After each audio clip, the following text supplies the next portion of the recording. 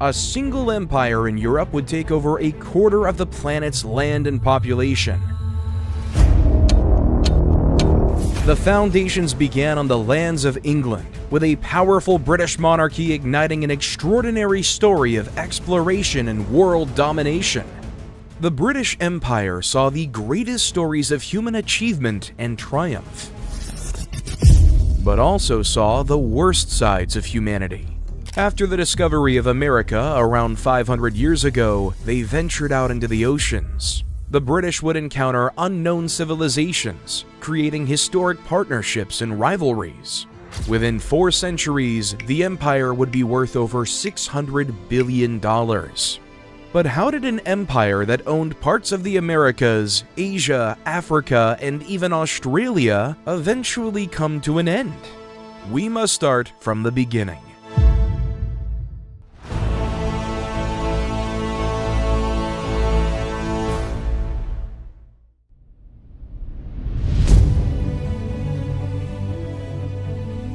Long before the knowledge of far-flung places, a man by the name of King Alfred the Great had to defend his small Anglo-Saxon kingdom from the invading Danish Vikings. In 878 AD, the Vikings under Guthrum launched a massive invasion, and Alfred was forced to retreat to the marshlands of Somerset, where he sought refuge on the Isle of Athelney. Alfred used this time to regroup and gather loyal followers. He formed a strong army, and in a decisive battle at Edington, he defeated the Viking leader Guthrum.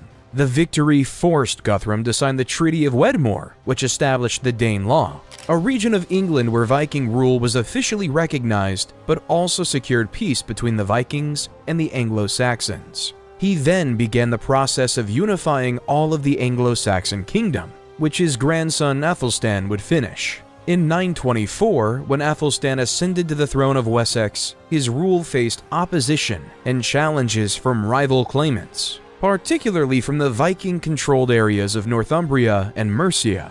Despite these obstacles, Athelstan proved to be a capable and determined leader. In 927 AD, Athelstan managed to conquer Northumbria and effectively unite England under his rule, which led Athelstan to be the first king of England.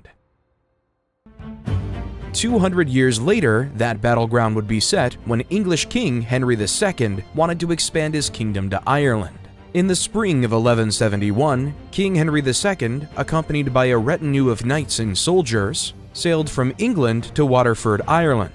Upon his arrival, he quickly set about asserting his authority, demanding the submission of various Irish kings and chieftains to his rule. Henry was determined to establish English control over Ireland, and firmly believed that the Irish kings should acknowledge his sovereignty. As news of King Henry's arrival spread across the island, reactions among the Irish leaders were mixed. However, when various Irish bishops and clergymen met at the Synod of Cashel in 1171, these religious leaders recognized Henry II as the sovereign ruler of Ireland, acknowledging his authority to rule the island, making Ireland the first colony of England, long before anyone knew they would be a global empire. Another 100 years later, in 1277, King Edward I of England wanted to bring Wales under his control and incorporate it into his kingdom. His desire to conquer Wales was driven by strategic, political, and territorial motivations. The journey towards the conquest of Wales began with the First Welsh War in 1277. Edward I launched a determined invasion into Gwynedd, the heartland of Welsh resistance in North Wales. His forces clashed with the Welsh defenders. Though fierce and relentless, the Welsh were eventually defeated, and their ruler, Prince Llewellyn, was compelled to submit to Edward's authority. Having established his dominance in Gwynedd, Edward I set out to solidify his control over Wales. He understood that military might alone not be enough to subdue the Welsh spirit of resistance, so he devised a multi-pronged strategy. One of the critical components of his plan was to construct a network of imposing fortresses across Wales to maintain English dominance and keep the Welsh in check. Despite the initial show of force, Welsh resistance persisted, and in 1282, a second conflict erupted known as the Second Welsh War. The war was fierce and hard-fought, but fate was not on the side of the Welsh. With the Welsh resistance largely quelled, Edward I swiftly solidified his conquest, making Wales part of the English kingdom. England's war struggles aren't done yet. From 1337 to 1453, the 100-Year War began with England and France. The everlasting conflict weakened both empires and kept England tied to their tiny island. Right after the 100 Years' War, England was amid another war. This time, it was between the House of Lancaster and the House of York in the infamous War of the Roses from 1455 to 1487. The Lancastrians won, and King Henry VI was declared king. The rest of the world was starting to open up. Christopher Columbus sailed the ocean blue in 1492 and landed in the Bahamas. After his initial landing, Columbus explored several other islands in the Caribbean, including Cuba and Hispaniola, now shared between the Dominican Republic and Haiti. He also explored the coasts of present-day Central and South America, including Venezuela and Panama. This discovery of a massive landmass led the British government to desire land on this new continent. When Italian Giovanni Caboto sought support from King Henry VII to explore this new continent and find a direct route to Asia, King Henry was intrigued and granted Caboto a patent, which authorized him to explore and claim any lands he might discover for the English crown. Giovanni changed his name to John Cabot, and he was ready to go. In May 1497, Cabot set sail from Bristol, England, in hopes to find a passageway to Asia.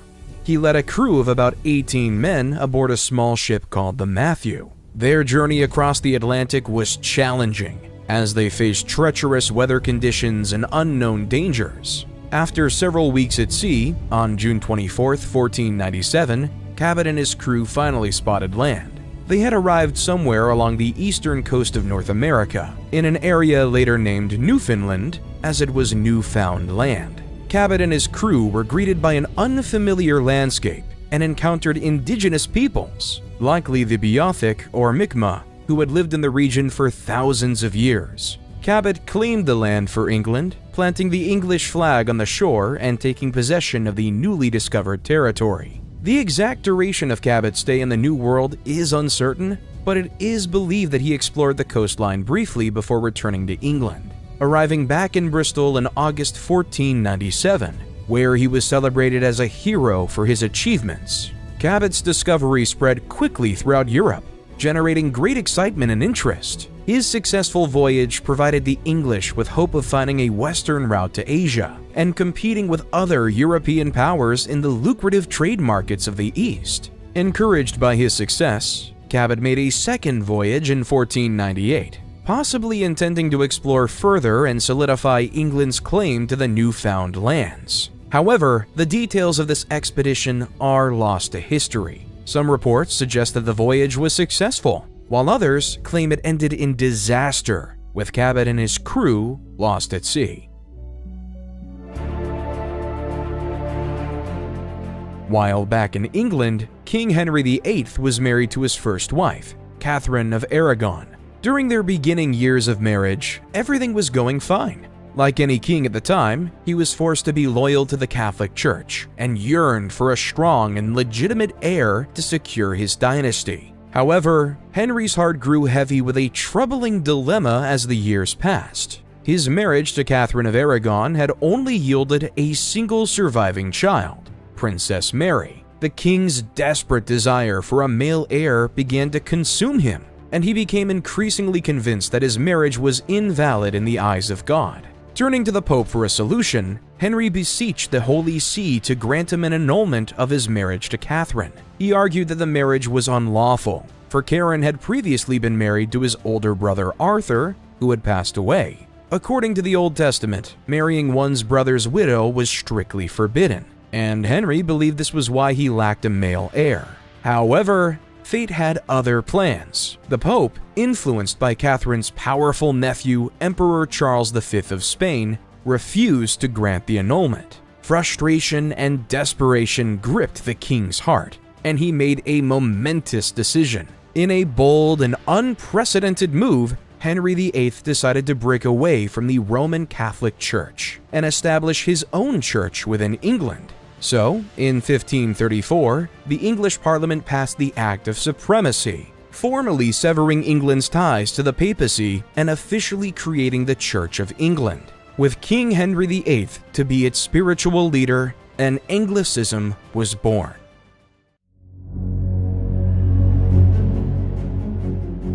After King Henry divorced and beheaded his other wives, his daughter from Catherine, Mary I, became queen, and was nicknamed Bloody Mary through her killing spree to re-establish Catholicism. But her reign was short-lived, as her half-sister Elizabeth I would soon take over and redeclare England to be a Protestant state. Elizabeth passed the Act of Supremacy in 1559, which made Elizabeth supreme governor of the Church of England. She also passed the Act of Uniformity, establishing the Book of Common Prayer as the official liturgy. However, outside of England, the race for colonization has already begun.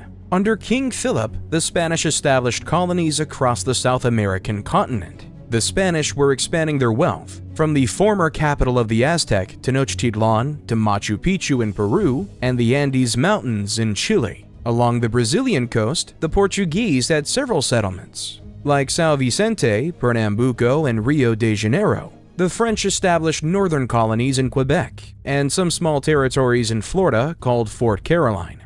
The race for overseas land was on. So, Queen Elizabeth commissioned an army of seafarers to discover this planet. The group, colloquially known as the Sea Dogs, was given legal access to pillage and loot all Spanish ships they saw, with the hopes of creating British dominance on the global stage. One of her first appointees was John Hawkins, a pardoned killer who saved his life by joining the Royal Navy. In 1561, Hawkins made a voyage down to the Canary Islands, a Spanish island colony off the coast of Africa. Hawkins saw a process that would make him wealthy and hurt human beings. He learned about how to capture and sell people into slavery. With his new knowledge, in 1562, Hawkins set sail, traveling along the African coast to Sierra Leone, where he captured 300 Africans and trapped them in their ship. From there, he sailed to the Caribbean. He did not have permission from either Spain or Portugal to trade with their colonies, so he sold his enslaved people in Isabela, Puerto de Plata, and Monte Cristi, places where the local authorities did not enforce government trade embargoes. The enslaved people were traded for pearls, hides, and sugar. The trade was so prosperous that when he returned to England, he was knighted and to be called Sir. In October 1564, Hawkins went on another voyage back to Sierra Leone. He took over 400 enslaved people from Africa. Some he bought from the Portuguese, others he kidnapped directly by raiding the coast. He left Africa on January 29, 1565. On April 3, 1565, Hawkins arrived at Borborada in Venezuela. As trade was prohibited, he carried out a fake threat of force with the local governor's collusion. He then traveled to Rio de la Hacha, where he used power to ensure the deals he thought were fair. He sold 300 enslaved people. He was paid in gold, silver, and other precious items, and took further orders to trade enslaved people on a future voyage. His third slave voyage wasn't as easy as the first two. When he arrived on the African coast, he could not gather any enslaved people because of a Portuguese embargo. He attempted to capture and kidnap the inhabitants of a village near Cape Verde, but he was wounded and had to retreat. Hawkins recruited a local king in Sierra Leone to help him forcibly kidnap people, capturing over 500 people. On February 7, 1568, he set sail across the Atlantic Ocean to sell these people. He sold some of his captives in Margarita Province and others in Borborada. At Rio de la Hacha, the governor refused him permission to trade, so Hawkins and his assistant Francis Drake shot at his house, and they took over the town before selling the enslaved people. On his retreat, though, the voyage ran into the Spanish port of San Juan de Ulua because of a storm. The Spanish cannons roared to life in the middle of peace talks, sending cannonballs hurtling through the air towards the English ships. Though outnumbered, Hawkins' fleet maneuvered skillfully, evading the deadly projectiles and returning fire with cannons. The battle raged on, and the English sailors fought with fierce determination.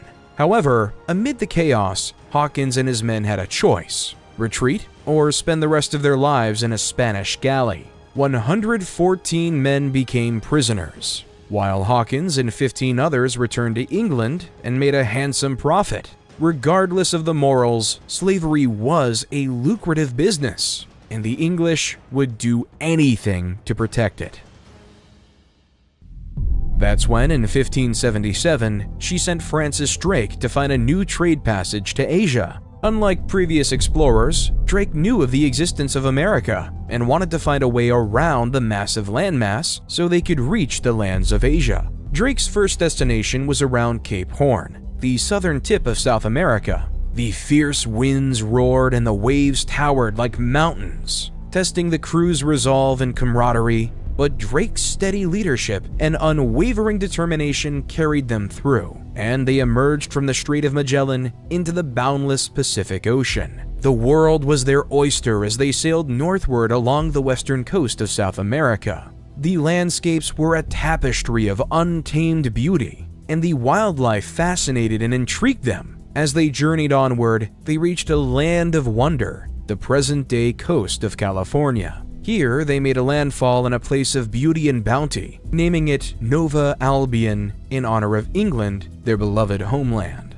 Their voyage then stretched through the Pacific and took them to Indonesia, which was aptly called the Spice Islands at the time, a treasure trove of fragrant delights. Here, they traded with the welcoming locals, exchanging goods and stories from distant lands. The journey homeward was challenging. The vastness of the Indian Ocean and the unpredictable seas tested them, but Drake's ingenuity and determination guided them safely around the Cape of Good Hope, the southern tip of Africa. Finally, after nearly 3 years of adventure and discovery, the Golden Hind returned to England in September 1580 and was knighted as Sir Francis Drake. Looking upon this new world, the English realized that if they wanted to grow as an empire, they would need to establish a colony in the new world. In 1584, Queen Elizabeth I granted Sir Walter Raleigh a charter to explore and colonize the lands of the New World. Raleigh dispatched an expedition led by Sir Richard Grenville to Roanoke Island, off the coast of present-day North Carolina. The group consisted of about 100 men, including soldiers, scientists, and artisans. They arrived in 1585 and began building a fort and interacting with the local Native American tribes. The relationship between the English colonists and the Native Americans was initially positive, as they traded goods and exchanged knowledge. However, tensions rose over time, and the region's harsh conditions, including disease and food shortages, strained the colonists' morale. Amid the challenges, Sir Francis Drake, on his way back to England after another successful privateering expedition, offered to take the colonists back with him. Disheartened by the hardships, many of the settlers accepted the offer and returned to England in 1586, leaving the Roanoke colony to fail. Raleigh tried again a year later in 1587 with 118 settlers, but yet it was found abandoned just 3 years later. In 1588, Spanish King Philip II felt he had a moral duty to take over England in the name of Catholicism, so he sent the Spanish Armada, which wasn't just an ordinary naval force. It was arguably one of the scariest ones in history. The Armada consisted of around 130 ships. Among these ships were galleons, which were the principal warships of the Armada. Galleons were large, heavily armed vessels that were the backbone of the Spanish fleet during that period. Accompanying the fleet were more than 30,000 soldiers, sailors, and marines who were part of the expedition. The soldiers were seasoned veterans, while the sailors were experienced navigators and crew members, many of whom had participated in previous naval campaigns. The Spanish Armada was intended to be a formidable force capable of overpowering any opposition and making England a colony of the Spanish Empire. On the other side of the English Channel, Queen Elizabeth and her advisors were well aware of the impending threat. She called upon her naval commander, Sir Francis Drake, and her vice admiral, Charles Howard, to prepare the English fleet for the upcoming battle. Despite being outnumbered and having fewer and smaller ships, the English Navy had a significant advantage in maneuverability and firepower. In the late spring of 1588, the Spanish Armada sailed towards England, confident of its superiority. However, the English had a cunning plan. Using smaller, more agile ships, they sacked the Armada as it made its way along the coast of England. The English ships would attack from the rear, firing salvos at the larger, slower Spanish vessels, and then quickly retreat, making it difficult for the Armada to respond effectively. As the Spanish fleet approached the English Channel, the English sent 8 fire ships, vessels loaded with flammable materials and set ablaze, towards the Armada. The sight of the fiery infernos heading their way unnerved the Spanish sailors, who broke formation to avoid the risk of being consumed by the flames. This disruption further weakened the Spanish fleet and allowed the English to gain a tactical advantage. The decisive Battle of Gravelines came on July 29, 1588, off the coast of Gravelines, France. The English fleet engaged the Spanish Armada in a fierce and prolonged battle. The English employed innovative naval tactics, including shipboarding techniques involving grappling hooks and small arms fire to engage the enemy at close quarters. After a full day of intense fighting, the Spanish Armada, battered and disoriented, attempted to regroup. However, the English were relentless in their pursuit. With dwindling supplies and morale, the Armada began to retreat, trying to navigate back to Spain. The journey back to Spain was a harrowing one for the Spanish Armada. Harsh storms and strong currents took their toll on the already weakened fleet. By the time the remnants of the Armada reached Spain, it was but a shadow of its former self.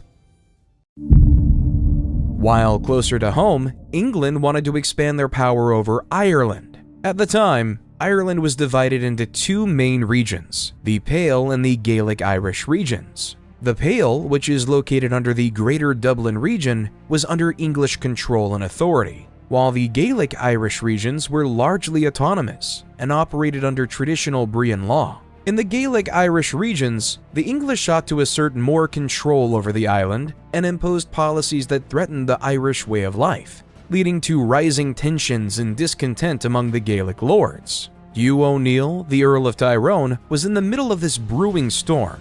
He was a man of noble birth and strong convictions, torn between his loyalty to the English crown and his love for the land and its people.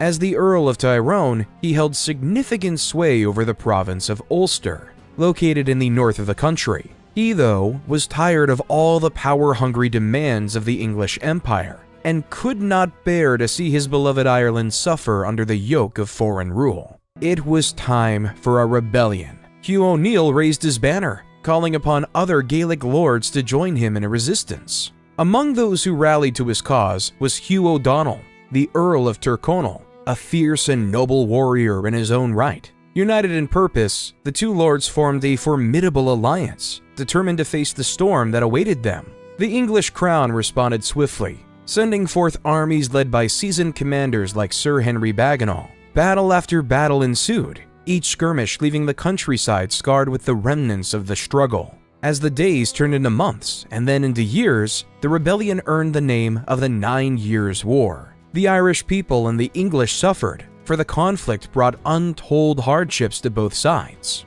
As the Irish were near defeat, in 1601, a glimmer of hope appeared on the horizon when a small Spanish expeditionary force arrived to aid the Irish rebels. It was a welcome respite, and the tide seemed to turn in their favor for a moment. But fate had other plans. The turning point came at the Battle of Kinsale, where the Irish and Spanish forces suffered a crushing defeat. The dream of independence disappeared, and the rebellion's fate hung in the balance. In 1603, the rebellion came to an end. The Irish forces, tired and depleted, surrendered to the English crown. The terms of the Treaty of Mellifont granted pardons to the rebels, allowing them to retain some of their lands and religious freedoms. However, the treaty also led for the language of Gaelic to be systematically destroyed. Catholicism was to be strongly discouraged, only Anglicanism.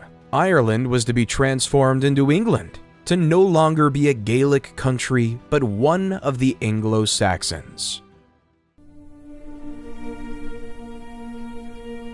However, England didn't just want to be the master of its neighbors, it wanted control over the New World. So, in 1606, the Virginia Company of London was founded to find wealth and a passage to the Pacific. With the blessing of King James on December 20th, 1606, 104 settlers left the River Thames in London and, throughout the cold, blistery winter, went off to the New World. After a grueling winter on sea, on the fateful day of May 13th, 1607, the settlers arrived on a marshy peninsula in a town they've named Jamestown, after their king. Upon reaching the shores of the New World, the colonists marveled at the breathtaking beauty of the untamed land.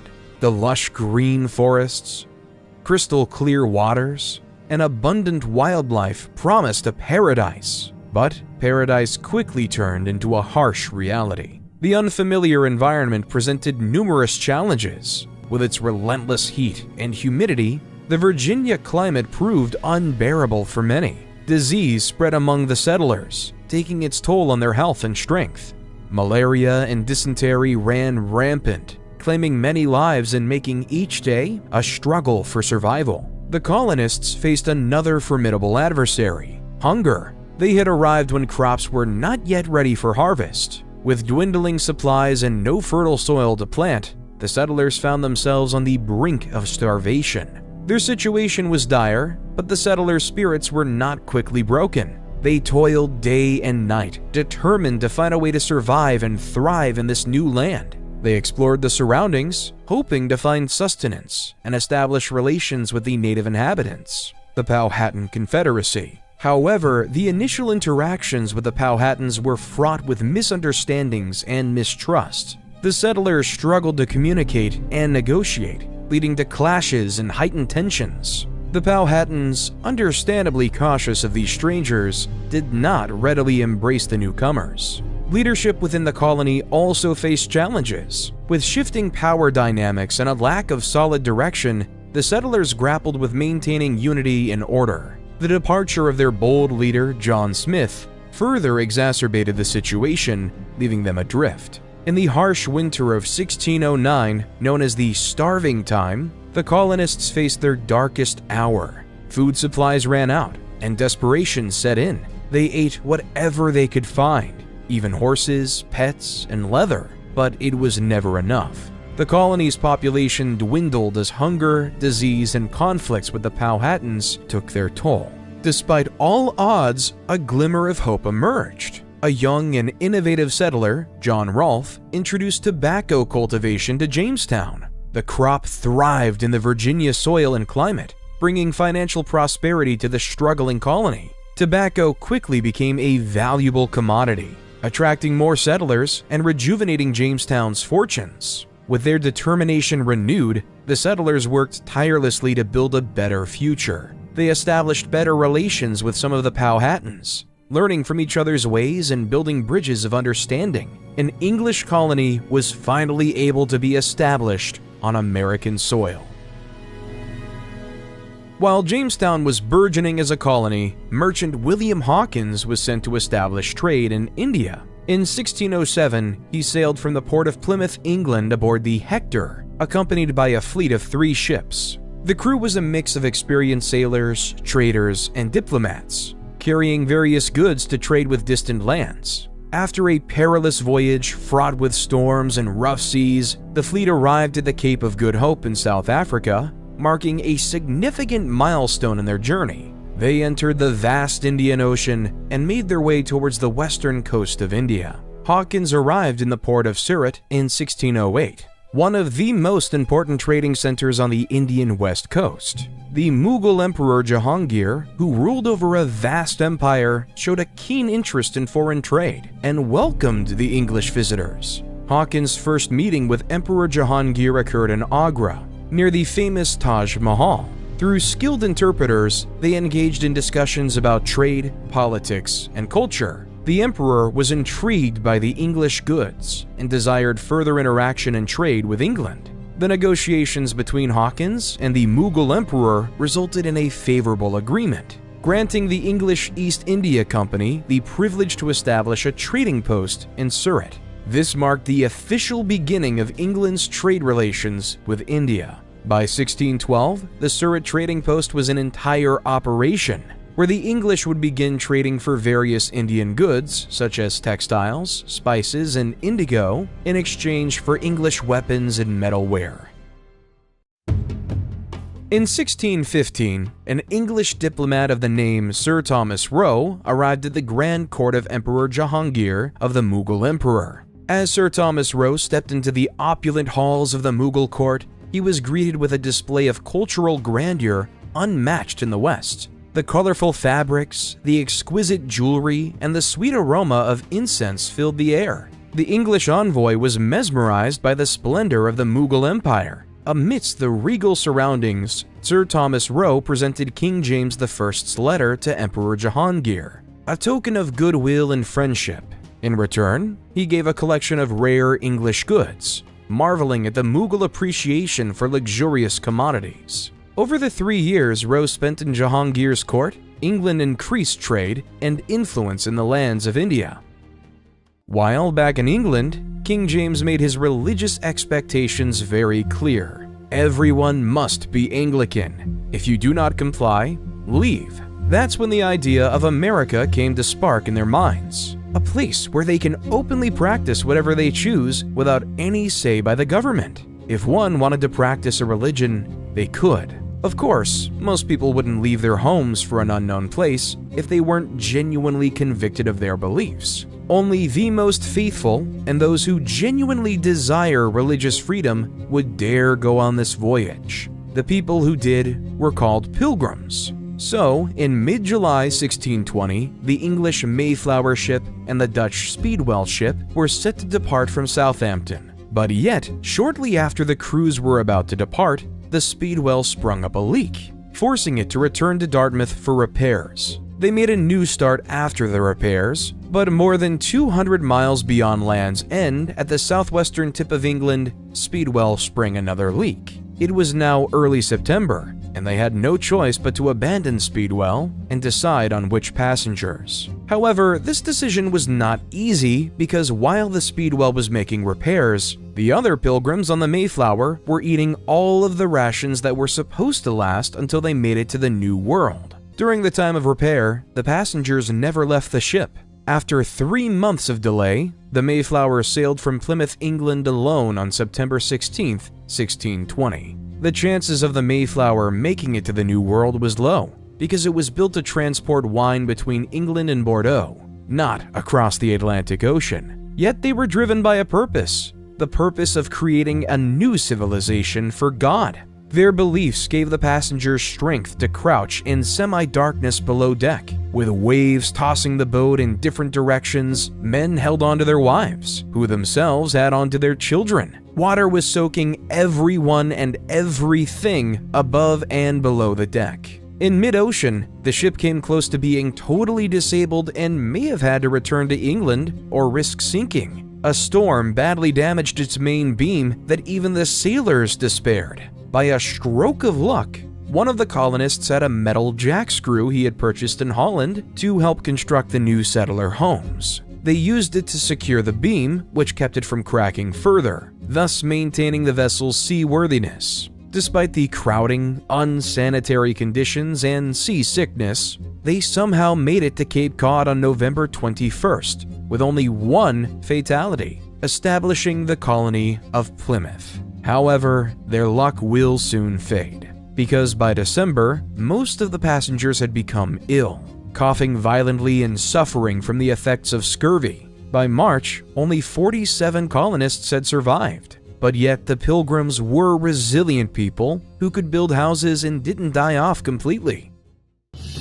Shortly after the establishment of Plymouth, explorer Thomas Warner wanted to grow the empire down to the tropical Caribbean islands. On January 28, 1624, they landed on the island and established the colony of St. Christopher, which is now called St. Kitts today.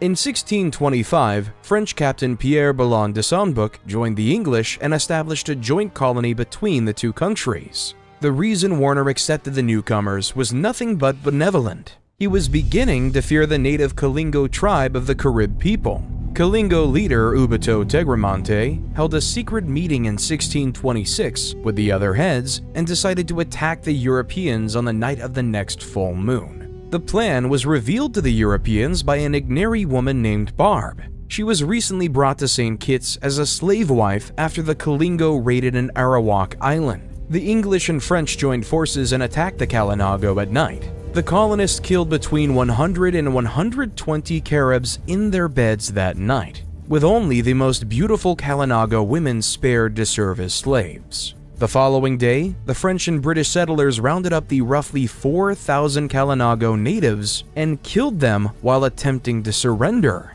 After the massacre, piles and piles of dead, rotting bodies lingered throughout the point. The Bloody Point. The river was red with blood. The Bloody River. The remaining Kalinago people fled to neighboring islands. With all of the Kalinago people dead, a nasty problem has arrived. Who was supposed to do the labor-intensive tobacco farming? It wasn't going to be the Europeans. Instead, they looked to Africa, and thus the slave trade was in high demand. While the English weren't done colonizing in the Caribbean, in 1625, they settled in Barbados. In 1627, they had Nevis. In 1632, they settled in Montserrat and Antigua. The British were not going anyway, and they were determined to make a profit in the Caribbean.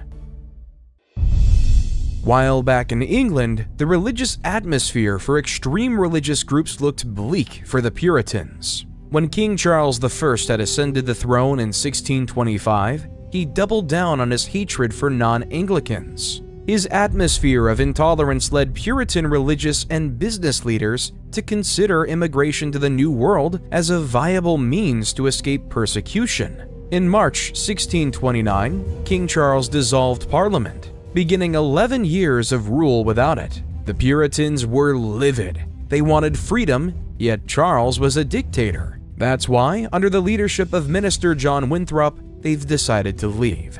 On April 8, 1630, 11 ships left the Isle of Wight, carrying Winthrop and 700 other settlers. When the settlers landed in Salem, Massachusetts later that year, John Winthrop gave a sermon, a model of Christian charity that would change American history. The Massachusetts Bay Colony wasn't just another money-making expedition like Jamestown or St. Kitts. They viewed themselves as the people who would change the world. Their strict moral code would impress upon God and shine them to the center of history. Throughout the next 10 years, about 20,000 Puritans emigrated from England to Massachusetts and the neighboring colonies during the Great Migration. However, due to the sudden influx of Puritan settlers and slight religious differences, they migrated all across New England. Thomas Hooker established the Connecticut colony, while Thomas Williams established the colony of Rhode Island, allowing for the growth of the Puritan religion and creating more cities on a hill.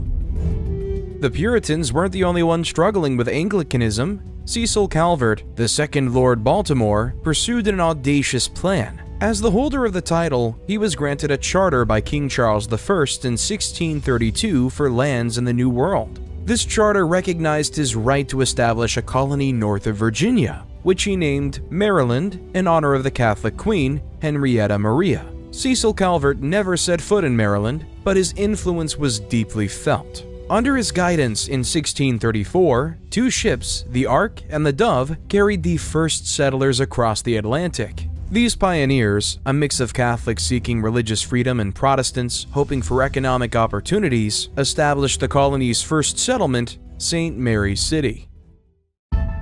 While the Americans weren't the ones struggling with Anglicanism, even though Scotland was neighbors with the English, they had their own religious traditions called the Presbyterian Church of Scotland. While King Charles I was focused on converting Scotland to Anglicanism, the Scottish Covenanter army was ready to defend.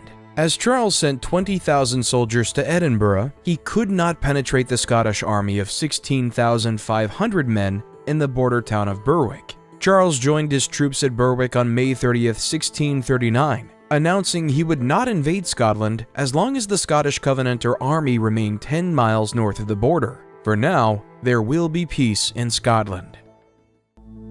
While across the world in India, the British East India Company was growing in influence. Trade between the sects of the world was eclipsing what the rest of Europe intended. This created the desire for a tiny parcel of land within the Indian subcontinent. So in 1639, the British East India Company dispatched two of its agents, Francis Day and Andrew Cogan, to the shores of the Coromandel coast. Day and Cogan arrived in the bustling port of Masulipatam, a central trading hub of the Vijayanagara Empire. They came with ambitions to establish a foothold in the region to secure their trade interests and compete with other European powers vying for control over these lucrative waters. Negotiations with the local Nayak rulers were complex. After months of discussions and an exchange of gifts, a deal was struck. The British East India Company secured a tract of land, a mere stretch of coastal dunes and palm trees, which they intended to develop into a trading post.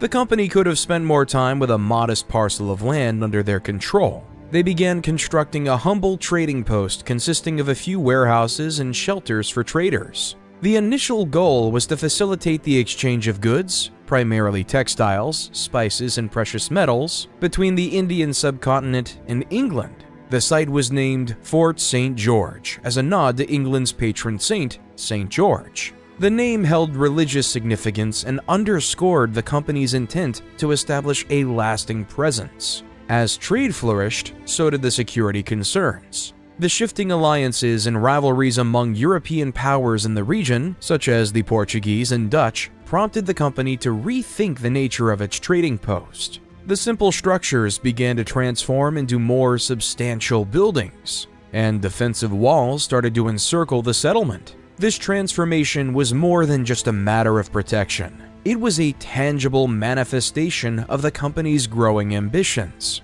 Fort St. George was becoming more than just a trading post. It was a strategic center of influence. While back in the Isle of Ireland, the Irish Catholics were forced to give up their lands to British and Scottish settlers. These lands were redistributed to English-speaking Protestants, with the remainder going to deserving native Irish lords and clans. So naturally, this led to an Irish rebellion in 1641. A faction of the Irish gentry, led by figures like Rory O'More and Sir Phelim O'Neill, attempted a coup in Dublin. The plan was to seize Dublin Castle, a symbol of English power, but the plot was discovered, forcing the conspirators to act prematurely, leading to ultimate failure. However, O'Neill and the Catholics were not done. In November 1641, the rebels tried to attack the town of Lisnagarvey, but failed. Upset and angry, they lashed out in Portadown, a town that was once home to the McCann clan, that was now resettled with new settlers. The Irish forces managed to overpower the British defenses, and in the aftermath, anger got the best of the British. On that chilling day, the Irish forced the Protestant prisoners to a wooden bridge that was intentionally broken in the middle. The Protestant prisoners were stripped and forced off the bridge into the cold river below. Those who tried to swim to safety were shot with muskets. It's estimated that around 100 settlers met this grim fate at the bridge, their cries echoing long after the waters had silenced them. In retaliation, in Island Magee, 24 Catholics were murdered in retaliation. The arrival of a Scottish Covenanter army in Ulster in April 1642 led to further such atrocities. On Rathlin Island, Scottish soldiers from Clan Campbell were encouraged by their commanding officer, Sir Duncan Campbell, to kill the local Catholic MacDonalds, who were related to the Campbells' enemies in Scotland, Clan MacDonald. They threw hundreds of MacDonald women over cliffs to their deaths. The killings were brought under some degree of control by Owen Roe O'Neill, who in July 1642 was given command of Irish forces in Ulster and hanged several rebels for attacking civilians. There was no unity among the Catholic leaders. They all acted upon their will. In order to win a war, you need to work together. So that's when all the Catholic leaders met in Kilkelly, where the Confederate Catholics of Ireland were born. Their goal was clear: to create an Irish Catholic state loyal to the English King Charles I, but autonomous in its functioning, because they knew it was their best chance for peace. The Confederation crafted its own governmental structure. an assembly to debate and make decisions, a council to oversee administrative functions, and a military arm to protect their interests. One of the Confederation's defining moments was the creation of an oath. This oath symbolized their dual loyalty to the Catholic Church and King Charles I. Members swore to uphold the rights of the Church in Ireland, ensuring its prominence and protection. Within a few months of the rebellion's outbreak, almost all Catholic gentry joined it. Local lords and landowners raised armed units of their dependents to control the violence that engulfed the country, fearing that after the settlers were gone, the Irish peasantry would also turn on them. Secondly, the Long Parliament, the Irish administration, and King Charles made it clear that Irish Catholics who did not demonstrate their loyalty would be held responsible for the rebellion and killings of settlers and would confiscate their lands as stated in the Adventures Act of 1642. This apparent act of appeasement would not last though, as the British Isles were now at war. On the fateful day of January 4th, 1642, King Charles attempted to arrest 5 members of Parliament. These 5 members, John Pym, John Hampden, Denzil Hollis, Arthur Hasselrig, and William Strode, were known for opposing the king's policies and support for parliamentary rights. Charles I accused them of treason and other offenses, which led to a standoff between the king and Parliament. On June 4th, 1642, Parliament members sent a demand letter to King Charles called the 19 Propositions, which would reform how Parliament and the monarchy would work.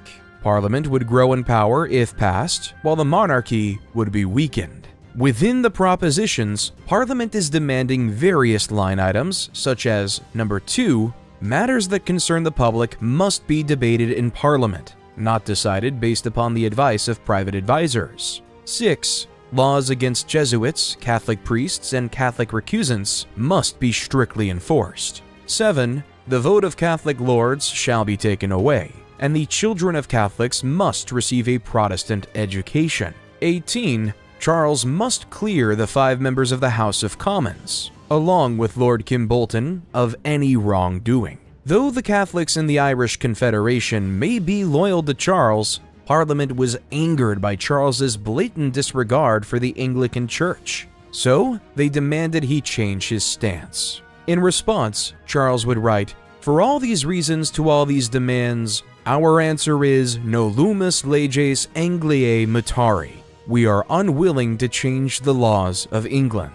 With tensions escalating, both sides began to gather support and muster their forces. By autumn, the rolling countryside near Edgehill became the stage for a pivotal clash between the royalist forces loyal to King Charles I and the parliamentarian troops supporting the cause of parliamentary supremacy. As the sun rose on October 23rd, the two sides arrayed against each other in a tense and charged atmosphere. The royalist cavalry, led by Prince Rupert of the Rhine, was known for their daring and fearless charges. On the opposite, Robert Devereux, the Earl of Essex, a seasoned general, commanded the parliamentarians. Rupert's cavaliers launched a ferocious charge that shattered the parliamentarian left flank as the battle commenced. The royalists gained the upper hand. However, the royalist infantry was unable to capitalize on the cavalry's success. The parliamentarian forces, while in disarray, managed to regroup and counterattack.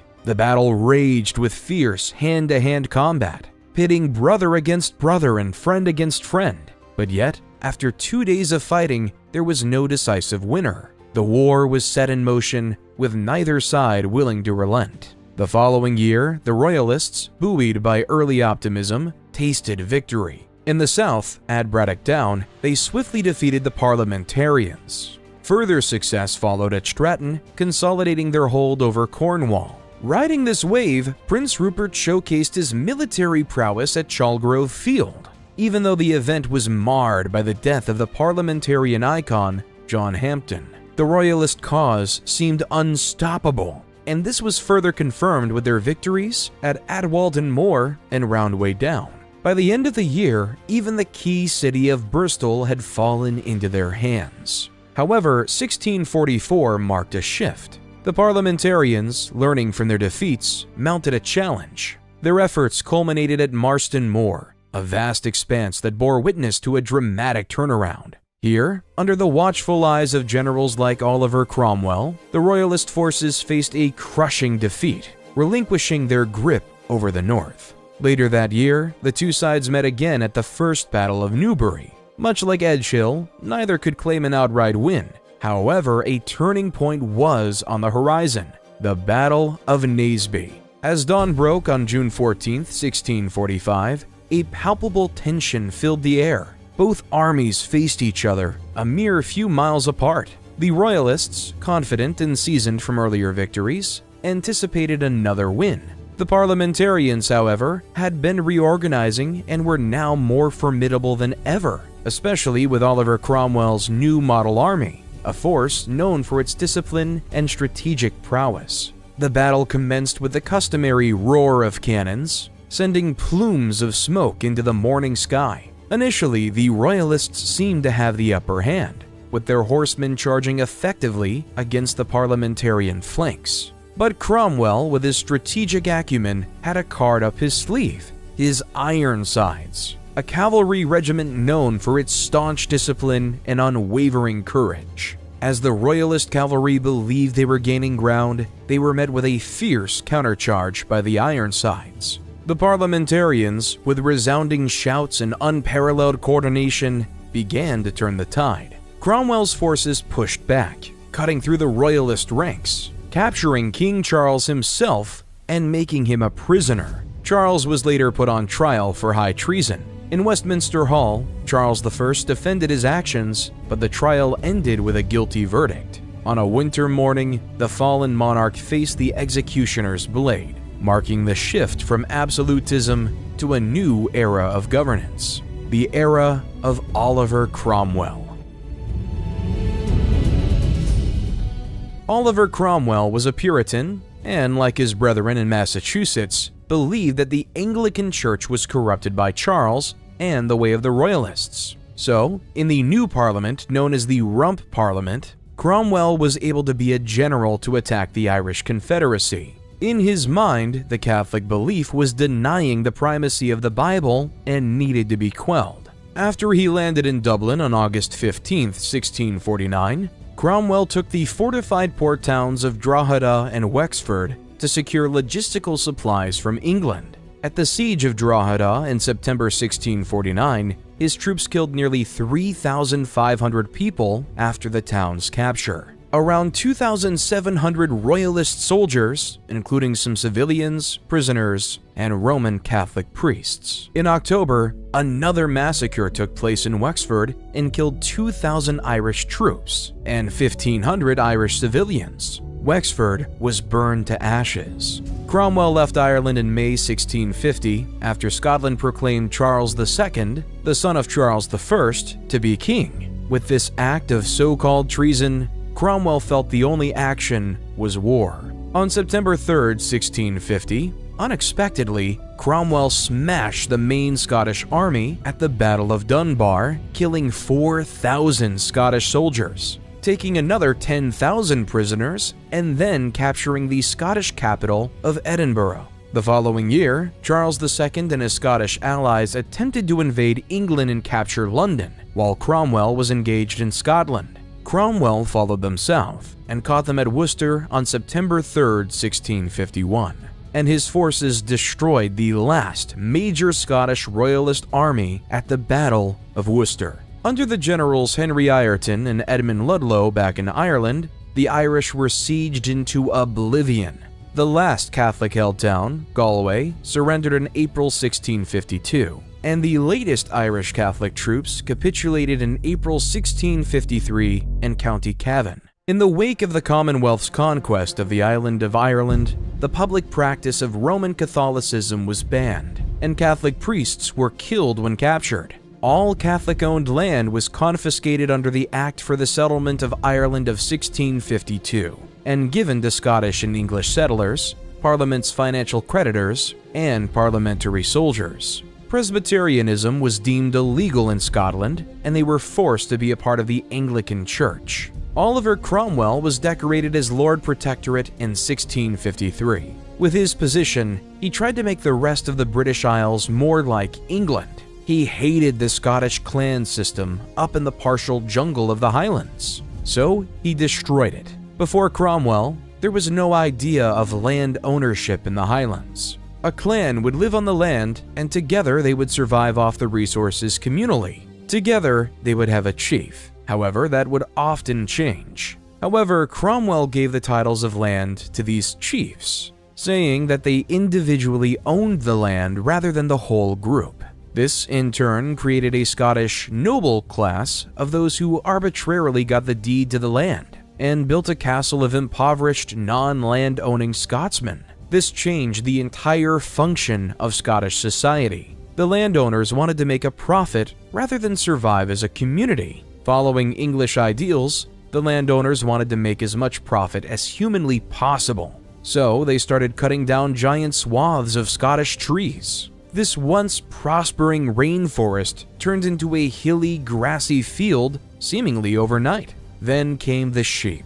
Over time, with these bare grass mountainous fields, the landowners realized they could make more profit by raising sheep than by farming. So, sheep were given endless land to graze, while the old clan members were forced to work parts of the land and were impoverished. Cromwell thought that making Scotland more English would be more civilized and enlightened, that English society is just so perfect that it must be spread all across the world to truly help those people who live in a world filled with cultural differences, that the English way is the only way. Cromwell thought he was doing Scotland a favor, but some see it as he ruined their entire society instead. He wouldn't be the last Brit to do just that. While most of Cromwell focused on the British Isles, he still wanted to have control against the Spanish in South America. So, he launched the Western Design Armada in the Caribbean. In April 1655, General Robert Venables led the English Armada in an attack on Spain's fort at Santo Domingo, Hispaniola. However, the Spanish quickly defended against this poorly executed siege of Santo Domingo, and the English troops were soon decimated by disease. Venables, not wanting to be a failure, went to the only Spanish colony in the area that did not have defensive capabilities, the sparsely populated island of Jamaica. In May 1655, around 7,000 English soldiers landed near Jamaica's Spanish town capital. The English invasion force soon overwhelmed the 2,500 residents, and it became an English colony. Of course, the Spanish wanted to regain the island, but were ultimately never able to gain a foothold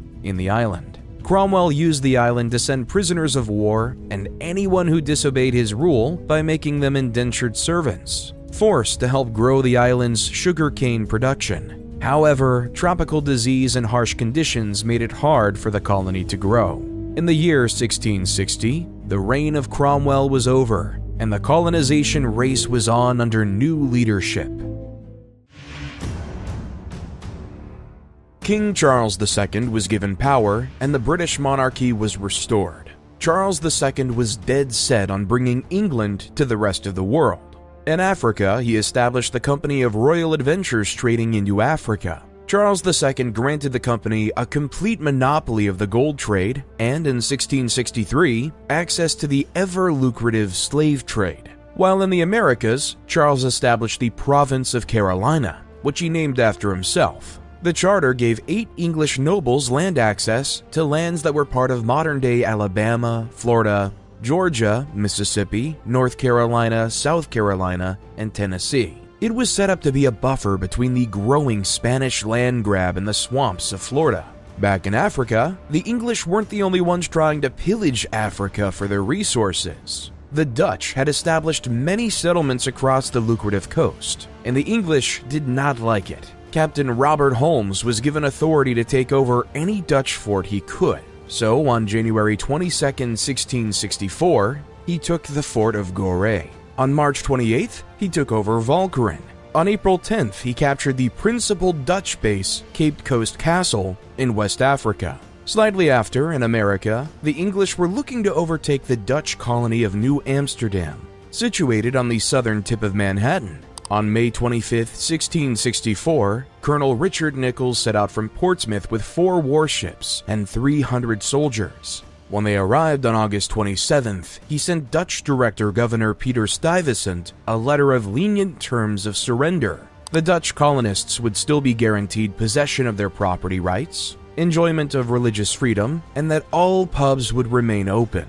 They would not have to follow the puritanical rules of Massachusetts. Rather, they would be their own colony. The people of New Amsterdam accepted, and the colony was renamed to New York. The Dutch in Europe were unhappy with this English conquering, so they sent out experienced naval Lieutenant Admiral Michael de Ruyter to defeat the English. First, he started in Africa, where he quickly reconquered all former Dutch forts the English conquered, except Cape Coast. After that, he sailed over to the Americas. In April 1665, he arrived off the coast of Barbados, destroying various English ships on the way. However, his army was weakened, and even though he was ordered to retake New York, he knew that his fleet could not handle it. Fighting that battle would result in imminent death, so in 1665, he went back to the Netherlands. In 1667, the Treaty of Breda was signed, where the English would have an absolute claim of the former New Netherlands, while the Dutch would regain control of the colony Suriname,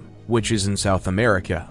With the Netherlands out of the picture, the path to further colonization in the Americas was at its forefront, but it wasn't without its controversies. Because up in the no-man's land of Canada lay the unambitious French colony of Montreal. The French were more hesitant to expand outside their predefined areas. They had their places where they would hunt furs, and they were to stay on that path. The French sustained all their colonial efforts from fur trading, which was in high demand in Europe. However, 2 French fur traders, Pierre Esprit Radisson and Maître de Grossières, learned from the native Cree peoples that the ultimate place for premium fur pellets was in the north and west of Lake Superior. The duo knew their opportunity, and if they wanted to be rich, they would have to go against the will of the French. As they set off into this mysterious land, most thought they wouldn't make it. But when they returned a year later to Montreal with premium furs, evidence of the potential of the Hudson Bay region, they were arrested by French authorities for trading without a license and fined, and their furs were confiscated by the government. Determined to establish trade in the Hudson Bay area, Radisson and Grossier approached a group of English colonial merchants in Boston, Massachusetts, to help finance their explorations. Eventually, the two met and gained the sponsorship of Prince Rupert, the cousin of King Charles II.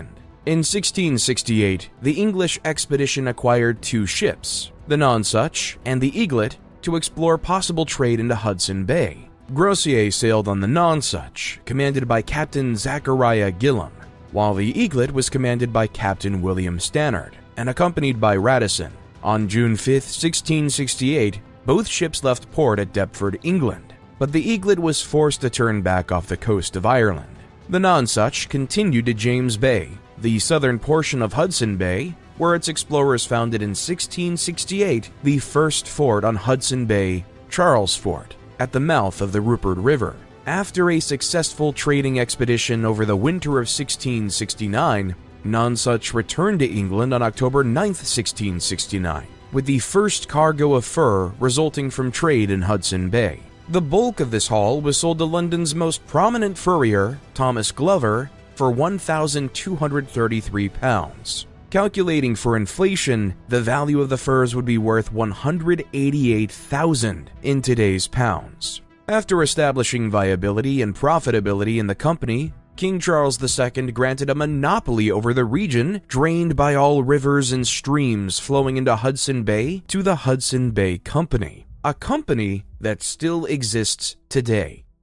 While back in New England, the English colonies started to grow at an increasingly accelerated rate. In 1624, the Massachusetts Bay Colony only was home to 180 people. Now, in 1675, it was the home of 64,000. With more people, the demand for more space, resources, and food increased. So, the colonists began expanding outside their tiny settlements to produce what they needed. Their de facto capital, Plymouth, was right in the center of the ancestral lands of the Wampanoag Confederacy, a Native American tribe. At first, the Wampanoag were friendly towards pilgrims, but their relationship began to sour over time. They tried to negotiate territorial boundaries. However, their fundamental differences in how land and property worked made it nearly impossible. The English viewed land as something an individual with the right deed could own, while the natives believed land was a communal resource to be shared for all. So, when the English tried to buy land from the natives,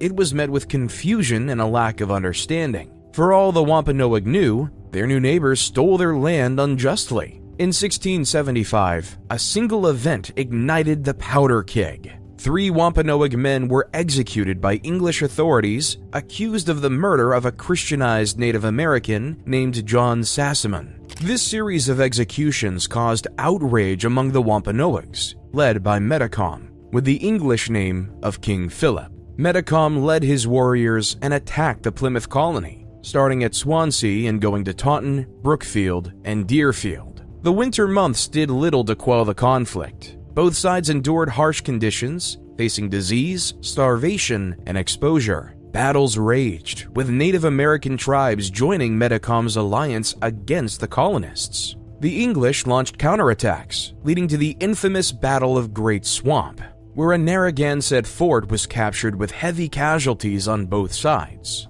As the conflict escalated, alliances shifted like sand in the wind. English authorities negotiated a treaty with the Mohawk tribe, hoping to gain a strategic advantage against Metacom's forces. Native American villages were razed, lives lost, and families torn apart. Metacom's leadership kept the alliance together, but his death in 1676 marked a turning point. He was assassinated by one of his best friends, John Alderman, who was known as the Praying Indian because of his Christian beliefs. With Metacom's death, the Native American alliance faltered, resistance dwindled, and the war began to wind down. In August 1676, the war officially ended, leaving both Native American communities and English settlements devastated. Lives were lost, property destroyed, and cultures forever altered. The war ended with the Treaty of Casco, which allowed the English to remain on all native lands. However, they were required to pay a light tribute of 1 peck of corn per English family settled on native land.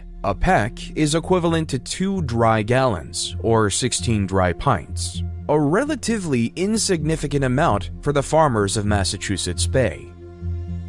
While back in England, another religious group was challenging the tenets of Anglicanism, the Quakers. One of their most controversial ideas was the concept of inner light, which states that there is a divine spark within each individual that allows for direct communication with God, without needing a state-appointed bishop or a king. They also rejected all formal titles, spanning from Your Highness to Mother. Every Quaker was to be referred to by their first name regardless of status. King Charles would be referred to as Charles. Quaker kids would call their mother by their first name. This mere concept of rejecting hierarchical titles put them on the outskirts of British society. So, William Penn made it his mission to find a place for his church to go.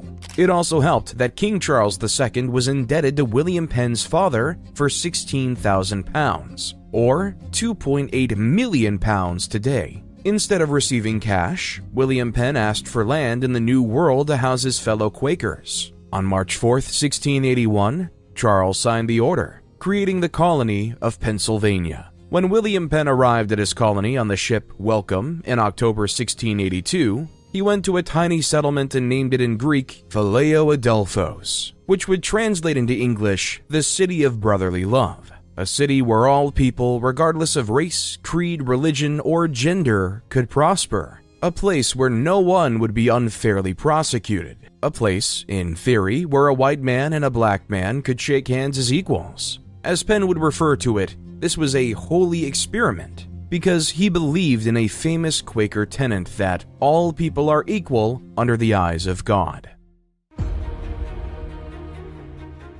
However, the English Empire was in turmoil once again after King Charles II died in 1685. His successor, James II, was a staunch Roman Catholic who took the throne. He thought it was important to grant rights of religious freedom across the land. However, the Anglican majority were livid when James appointed Catholics to powerful positions, violating the Test Act, which made that very act illegal to do so. But the birth of an heir truly set the kingdom on edge. James's second wife, Mary of Modena, bore him a son, a Catholic heir who threatened to establish a line of monarchs devoted to the Catholic faith. Fears of a Catholic dynasty ran rampant, shaking the Protestant establishment's core. In the shadows, a group of nobles and political leaders known as the Immortal Seven whispered their concerns. They felt the kingdom was hurling towards absolutism, with the monarchy overshadowing the power of Parliament and the rule of law. They knew something had to be done to protect their beliefs. Their hopes turned to Prince William of Orange, James's Protestant son-in-law, to quell his father-in-law's desire for religious acceptance. In 1688, William's fleet sailed to the shores of England. His arrival was met with a surprising lack of resistance, as many of James's supporters defected to his side. James II's grasp on power weakened as his supporters dwindled. Fearing for his safety, he fled to France in the dead of night, leaving a kingdom in turmoil and an uncertain future. With the throne vacant, William and Mary, Protestantism's chosen protectors, accepted the leadership mantle. Parliament seized the moment to enact lasting change. In 1689, they passed the Bill of Rights, a cornerstone of constitutional principles that established the supremacy of Parliament over the monarchy, curbed the monarch's power, and protected individual rights. However, once the news spread to America,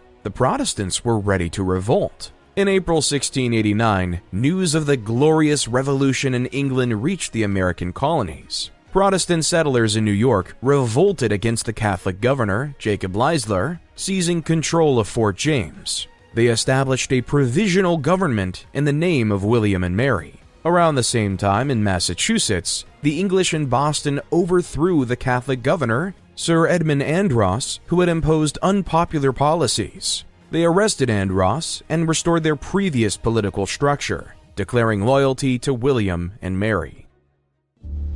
The French Catholics, seeing this as an attack on their faith and the will of the papacy, decided to fight back. However, much to France's surprise, most of Europe was pinned against them. England, the Dutch Republic, the Holy Roman Empire, and Spain were all aligned to stop the French in what was referred to as the Grand Alliance. On a bloody day in 1690, the Battle of Fleurus saw the French secure victory against the Grand Alliance forces in the Spanish Netherlands. This battle solidified France's hold on key territories in the region. Across the seas in Ireland, the Battle of the Boyne marked a clash between the forces of the deposed Catholic King James II and those of his Protestant successor, King William III. William emerged victorious, securing his hold on the English and Irish thrones. However, the war was not just a European battle. It spanned the entire world. In 1690, a series of clashes erupted, including the Battle of Port Royal.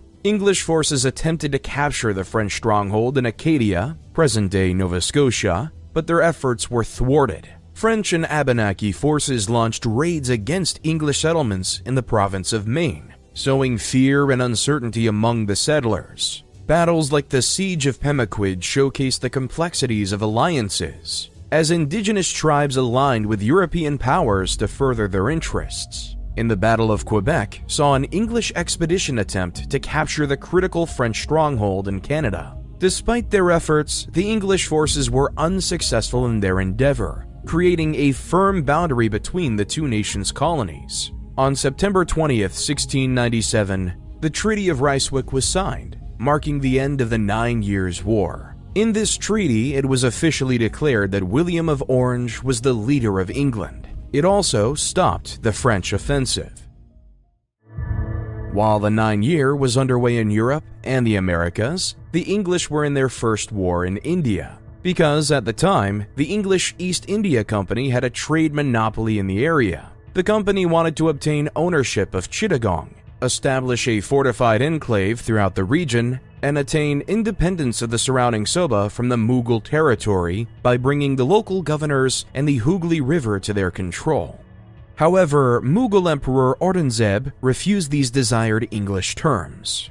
So, the East India Company Navy blockaded several Mughal ports on the western coast of India and engaged the Mughal army in battle. The blockade started to affect cities like Chittagong, Madras, and Bombay, which resulted in the intervention of Emperor Aurangzeb, who seized all the factories of the company and arrested members of the East India Company army. In 1690, the Mughal fleet from Hindhira, commanded by Sidi Yaqub, blockaded the East India Company fort in Bombay. After a year of resistance and famine in the fort, the company surrendered, and the company sent envoys to Aurangzeb's court to plead for a pardon and to renew the trade. The company's envoys had to prostrate themselves before the emperor paid a hefty imperial fine of 150,000 rupees, the equivalent of 4.4 million today. Emperor Aurangzeb then ordered Sidi Yaqub to lift the siege of Bombay, and the company subsequently re-established itself in Bombay and set up a new base in Calcutta. While back over in England, when Queen Anne took over for William in 1702, the structure of the government within the British Isles was quite unique. There were 4 kingdoms, 3 parliaments, and 1 monarch. Scotland had their own parliament and set of laws, while they were still under the power of the British monarch. Ireland also had their own parliament with statutes and still abiding the British monarch. England and Wales shared a parliament, as Wales was more assimilated into English culture. That, of course, still followed the British monarch. In 1707, though, Scotland was dealing with the economic turmoil of corruption, resource depletion, and an increasingly powerful elite. The wealthy knew that they could increase their power if they combined Parliament. Many Scottish officials were bribed, such as Earl of Glasgow, David Boyle, and 2nd Duke of Queensberry, James Douglas, who received around £20,000, £4 million today, to end the Scottish Parliament. The poor hated this, but they were ignored. So on May 1st, 1707, the Scottish and English Parliament combined to form the Parliament of Great Britain, based in the Palace of Westminster, which housed the Old English Parliament. As any semblance of Scottish independence was gone, anger spread throughout Scotland, but nothing was done about it. However, for England, this uniting of Parliament created the term Great Britain, was the beginning of the empire. Though the Treaty of Ryswick was designed to keep the peace between England and France, it was short-lived. In 1707, they were again fighting over the colonies in America due to a succession issue in Spain. The Spanish King Charles II was dying of ill health without any children. 2 rival claims emerged to seize the Spanish crown: Archduke Charles of Austria, a Habsburg scion, and Philip of Anjou, a Bourbon prince and possible successor to France's King Louis XIV. The English feared a united French and Spanish throne because it would increase Catholicism's power worldwide. So the English staunchly declared war. Even though this war started about who should be king of Spain, it ended by restructuring European colonization. The first battle on American soil was in Fort Albany, where French commander Claude de Ramsay and his men wanted to knock out the English trading post. Fort Albany's wooden walls and palisades stood as barriers, separating the defenders from the impending storm. Inside the fort, English traders and soldiers braced for the confrontation that was about to unfold. But the fort was no match to heavy French cannon fire and was later surrendered to the French. However, the English weren't done, because English and French settlers wrestled over territorial boundaries in the rugged wilderness of Acadia. Upon leaving England, commanders Francis Nicholson and Samuel Vetch came to Acadia to gain the territory for the crown. Upon the rocky shores of Port Royal, the battle for dominance unfolded. English warships loomed on the horizon, their cannons primed and ready. The colonial troops, resolute in purpose, embarked upon a siege of the French stronghold. Within the fortifications, Governor Daniel Dogger de Subercase led a valiant French garrison. Days turned to nights as the siege pressed on, the thud of cannonballs and the roar of muskets reverberating through the air. Amid the chaos, negotiations began. On a crisp October day, white flags of truce fluttered above the ramparts. Governor Subercase, recognizing the inevitable, surrendered. On October 5, 1710, the gates of Port Royal swung open, and the English entered victorious. The French colors lowered, replaced by the Union Jack. Acadia, once French, was now under English control. Annapolis Royal it was named, a tribute to the queen whose reign witnessed this turning point in history. As the war was ending, the Treaty of Utrecht was signed in the Netherlands, declaring King Philip V the rightful king of the Spanish throne. However, the other provision, the Asiento de Negros, gave the English immense economic power. For context, the Spanish were never really the people who went through the process of transferring enslaved people from Africa. Instead, they exported the labor of it in a monopoly called Asiento de Negros. Before the treaty, the French had the contract, but part of the peace deal, that contract went to the English, so they could be a leader in the lucrative and dehumanizing practice of the transatlantic slave trade. The treaty caused the French to cede the territories of Nova Scotia, Newfoundland, and territories in Rupert's Land in North America. The Spanish ceded the colonies of Gibraltar and Minorca in the Caribbean. While global politics were being discussed in the Netherlands, the Carolinas reshaped their society. Instead of being one united Carolina, they split up into a North and South Carolina. South Carolina was fertile, great for sugarcane production, and had access to more raw materials. North Carolina, on the other hand, was slightly less fertile and economically less valuable. So, South Carolina became a jewel for the British Empire, which led to the need for more and more production of raw goods. To produce these goods, they needed to increase their power over slaves. So, in 1712, South Carolina passed the notorious Slave Codes of 1712. Though it is quite hard to hear, this nasty document outlined the viewpoints of slave-owning colonists and what they felt they had the right to do. The code states, Negroes and other slaves brought unto the people of this province for that purpose are of barbarous, wild, savage natures, and such as renders them wholly unqualified to be governed by the laws, customs, and practices of this province. This code created a quite harsh set of rules that included practices such as slaves were forbidden to leave the owner's property unless they were accompanied by a white person or had permission. If a slave leaves the owner's property without permission, every white person is required to chastise, whip, such slaves. Any slave attempting to run away and leave the colony receives the death penalty. Any slave who evades capture for 20 days or more is to be publicly whipped for the first offense, branded with the letter R on the right cheek for the second offense, and lose one ear if absent for 30 days for the third offense, and castrated for the fourth offense. This code became the forefront of slave treatment within the American colonies and the rest of the world. To the people of Carolinas, slaves were nothing more than tools for farmland to make a profit for their owners. At the time, though, there were approximately 40,000 slaves in North America. However, down south in the Caribbean islands of Barbados, Jamaica, and the Leeward Islands, the need for slaves in British colonies grew exponentially because of the profitable yet labor-intensive crop of sugarcane. To cultivate a simple stalk of sugarcane, first slaves would have to clear the space of all other vegetation in 100+ degree heat, 38 degrees Celsius, to create a clear farming surface. Then, you had to put little sugarcane stalks into the soil repeatedly. Once planted, slaves would have to weed, hoe, and maintain the crops on a massive plantation that spanned hundreds of acres. Slaves would also have to build canals to ensure the sugarcane was adequately hydrated, while they barely had enough to drink. Then, after 12 to 18 months, slaves used machetes to cut off the stalks and farm an adult sugarcane. This process was so physically grueling, as they were often malnourished, overheated, and forced to work 18-hour-plus days, that slaves would die left and right.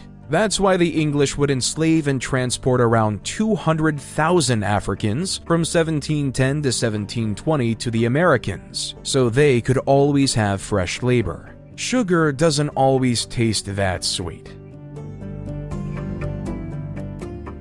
While back in England, James Oglethorpe wanted to create a colony home to the worthy poor, individuals who struggled financially in England so that they could have a fresh start overseas. English citizens convicted of owing debt had a choice: go to prison, or go to the swamps of Georgia. In November 1732, 144 colonists, including Oglethorpe, boarded the Anne and Gravesend English and sailed to Savannah on February 12, 1733. Unlike their neighbors in the Carolinas, Georgia banned all slavery in the colony. Instead of having these massive plantations, Georgians would farm their own small farms, where they could make enough food for their families. Oglethorpe wanted the colonists to create a comfortable living but not be incredibly wealthy.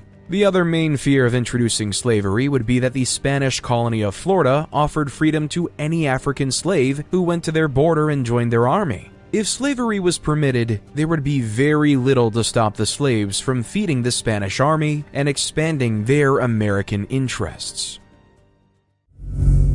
However, that wouldn't stop the two nations from going to war, because before Georgia was even a colony in 1731, British merchant Robert Jenkins was notorious for raiding Spanish ships and stealing their resources. One day, a Spanish privateer captured Jenkins and, as punishment, severed his ear. Jenkins then proceeded to present the ear to Parliament, and the outraged English demanded retribution. For 8 years, the two nations tried to solve this conflict peacefully, but in January 1740, Oglethorpe and his men invaded and seized two Spanish forts, Fort Picolata and Fort San Francisco de Pupo. The Georgian general wanted to go further in Florida and capture Fort St. Augustine, but quickly realized he didn't have enough forces and retreated back to Georgia. All Oglethorpe could do was fortify and prepare for the incoming invasion. That assault came in the summer of 1742. After landing on the southern tip of St. Simon's Island, the Spanish assembled to attack the English fort of Frederica. English Rangers encountered a scouting party, and Oglethorpe led the charge against the Spanish soldiers, who hastily fled the scene.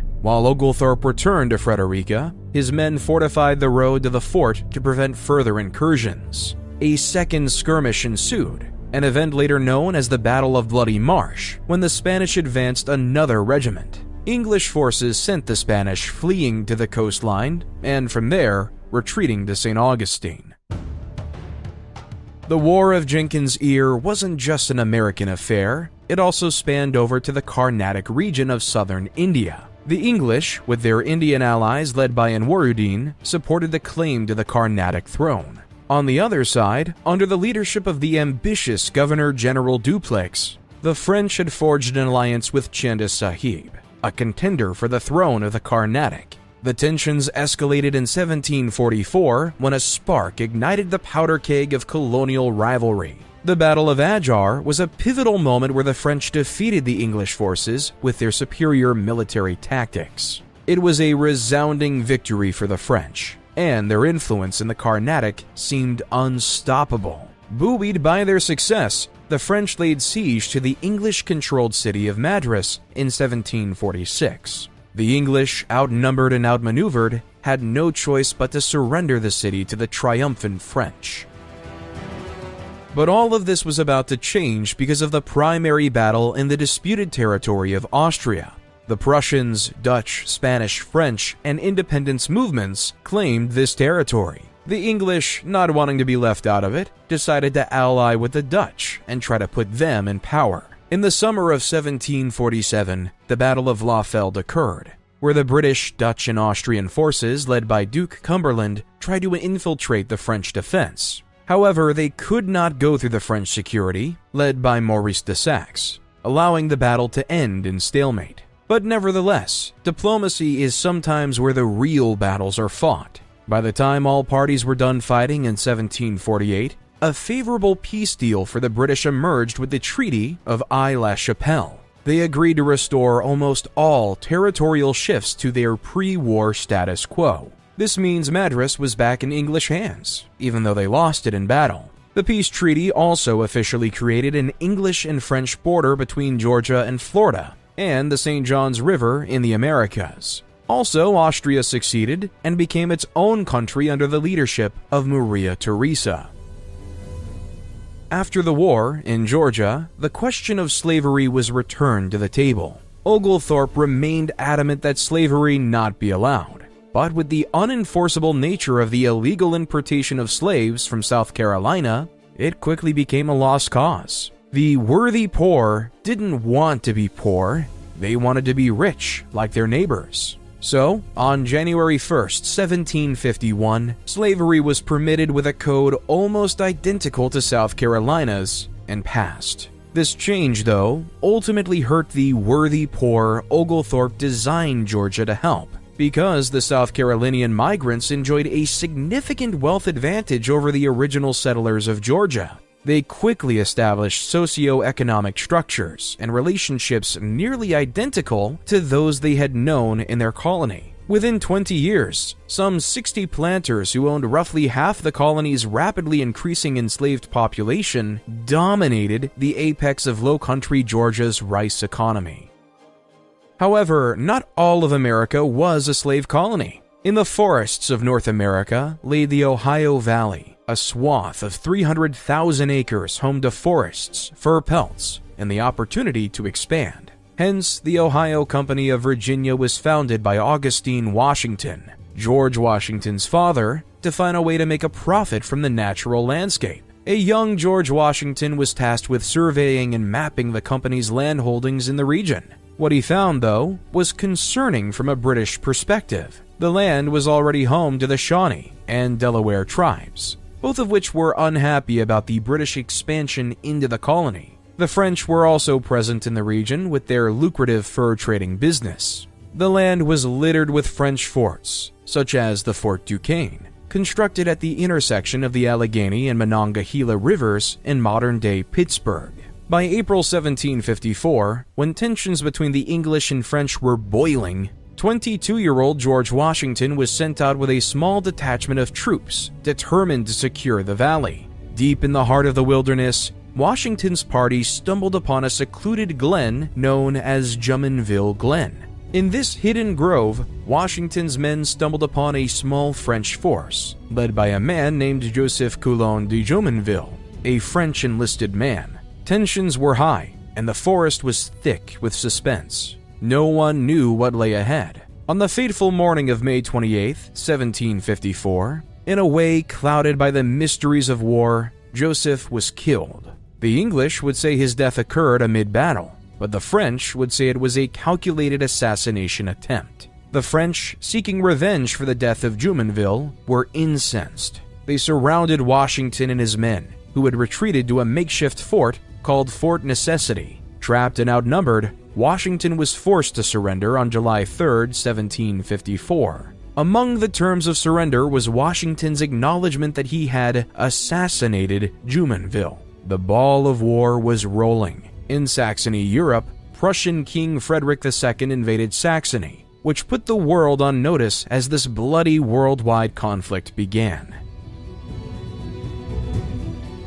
The 7 Years' War was our planet's first world war. It expanded over 3 continents: the Americas, Europe, and India. The European powers were trying to gain control for their civilization to have worldwide influence, while the local nations were fighting for survival. The tides were shifting and the world was now completely global.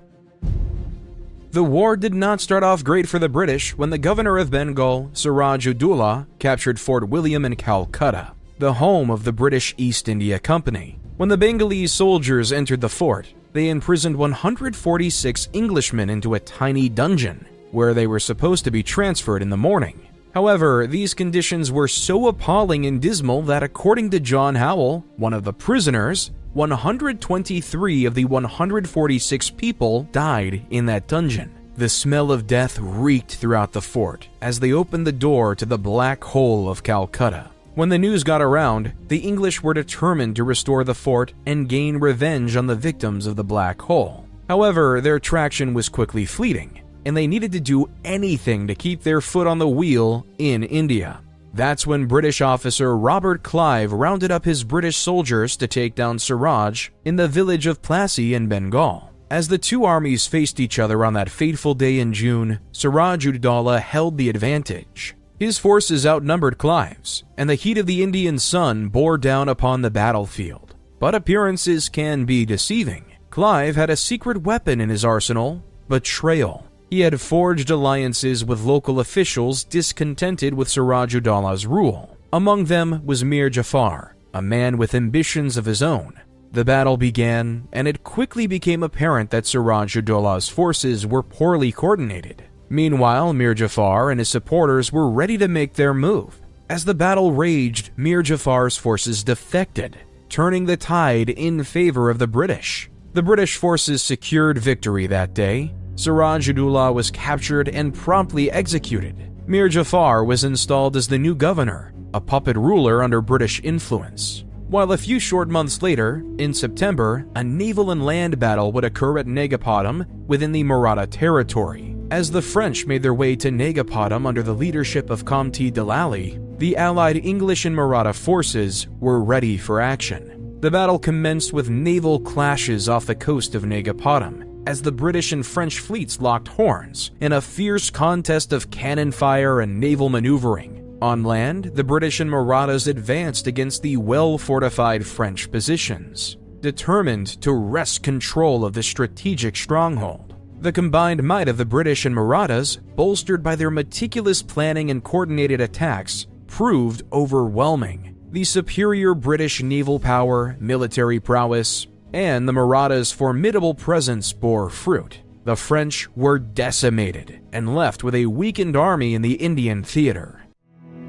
While in America, though, the French were ready to defend. However, they did not expect the British under General Geoffrey Amherst to attack Louisbourg on the eastern shores of Canada. The naval bombardment began, cannonballs tearing through the air with thunderous roars as British ships unleashed their fury on the fortress. Day after day, the relentless barrage continued, breaching walls and weakening the defenders within.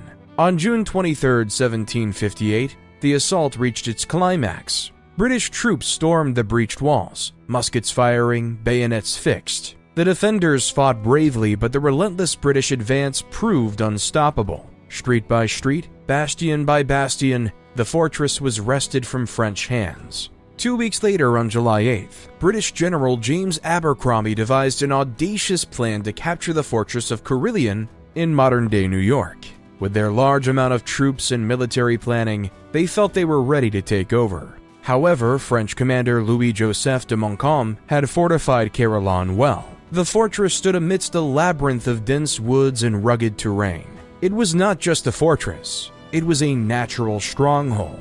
The battle began with a determined British assault. Cannons roared, muskets cracked, and the clash of steel filled the air.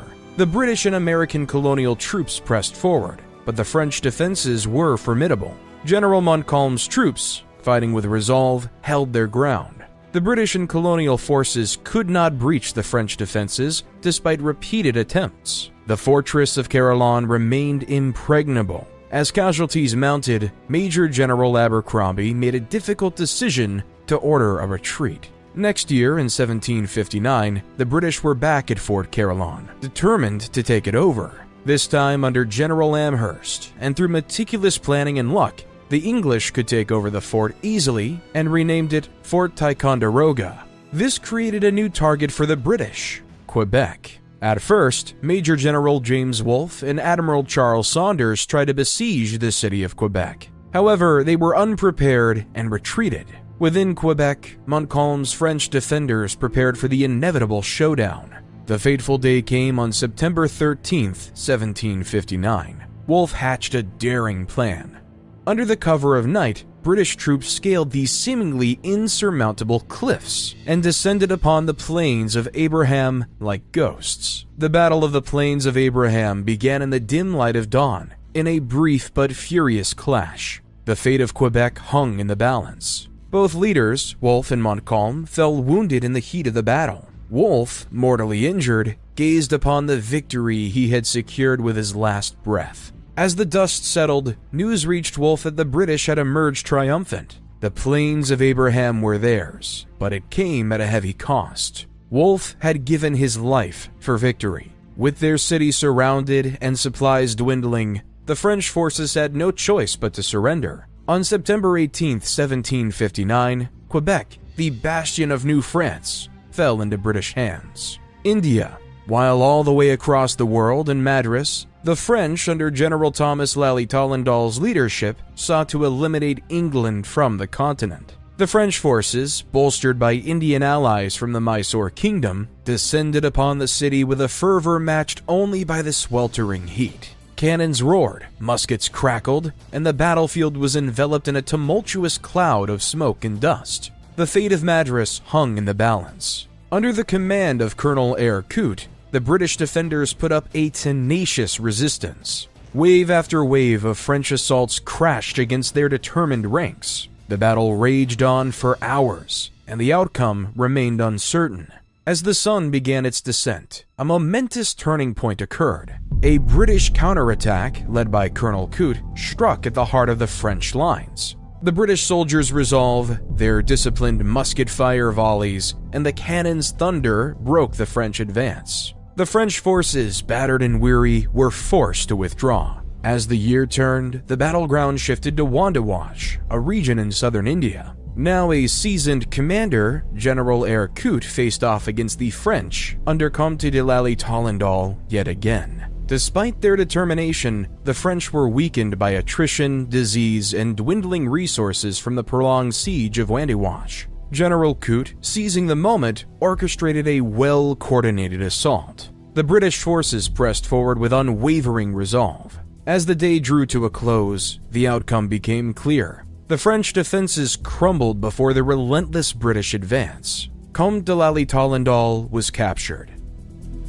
The only remaining French city in North America was the stronghold of Montreal, which was the target of attack a year later. British General Geoffrey Amherst planned a multi-pronged campaign to encircle Montreal. Columns of British troops moved precisely, one advancing along the St. Lawrence River, another ascending Lake Champlain, and a third pushing northward from Lake Ontario. However, the French were easily outnumbered. The noose tightened around Montreal as days turned into weeks. Weary and without hope of relief, the French garrison finally capitulated on September 8, 1760, marking the end of French colonial rule in Canada.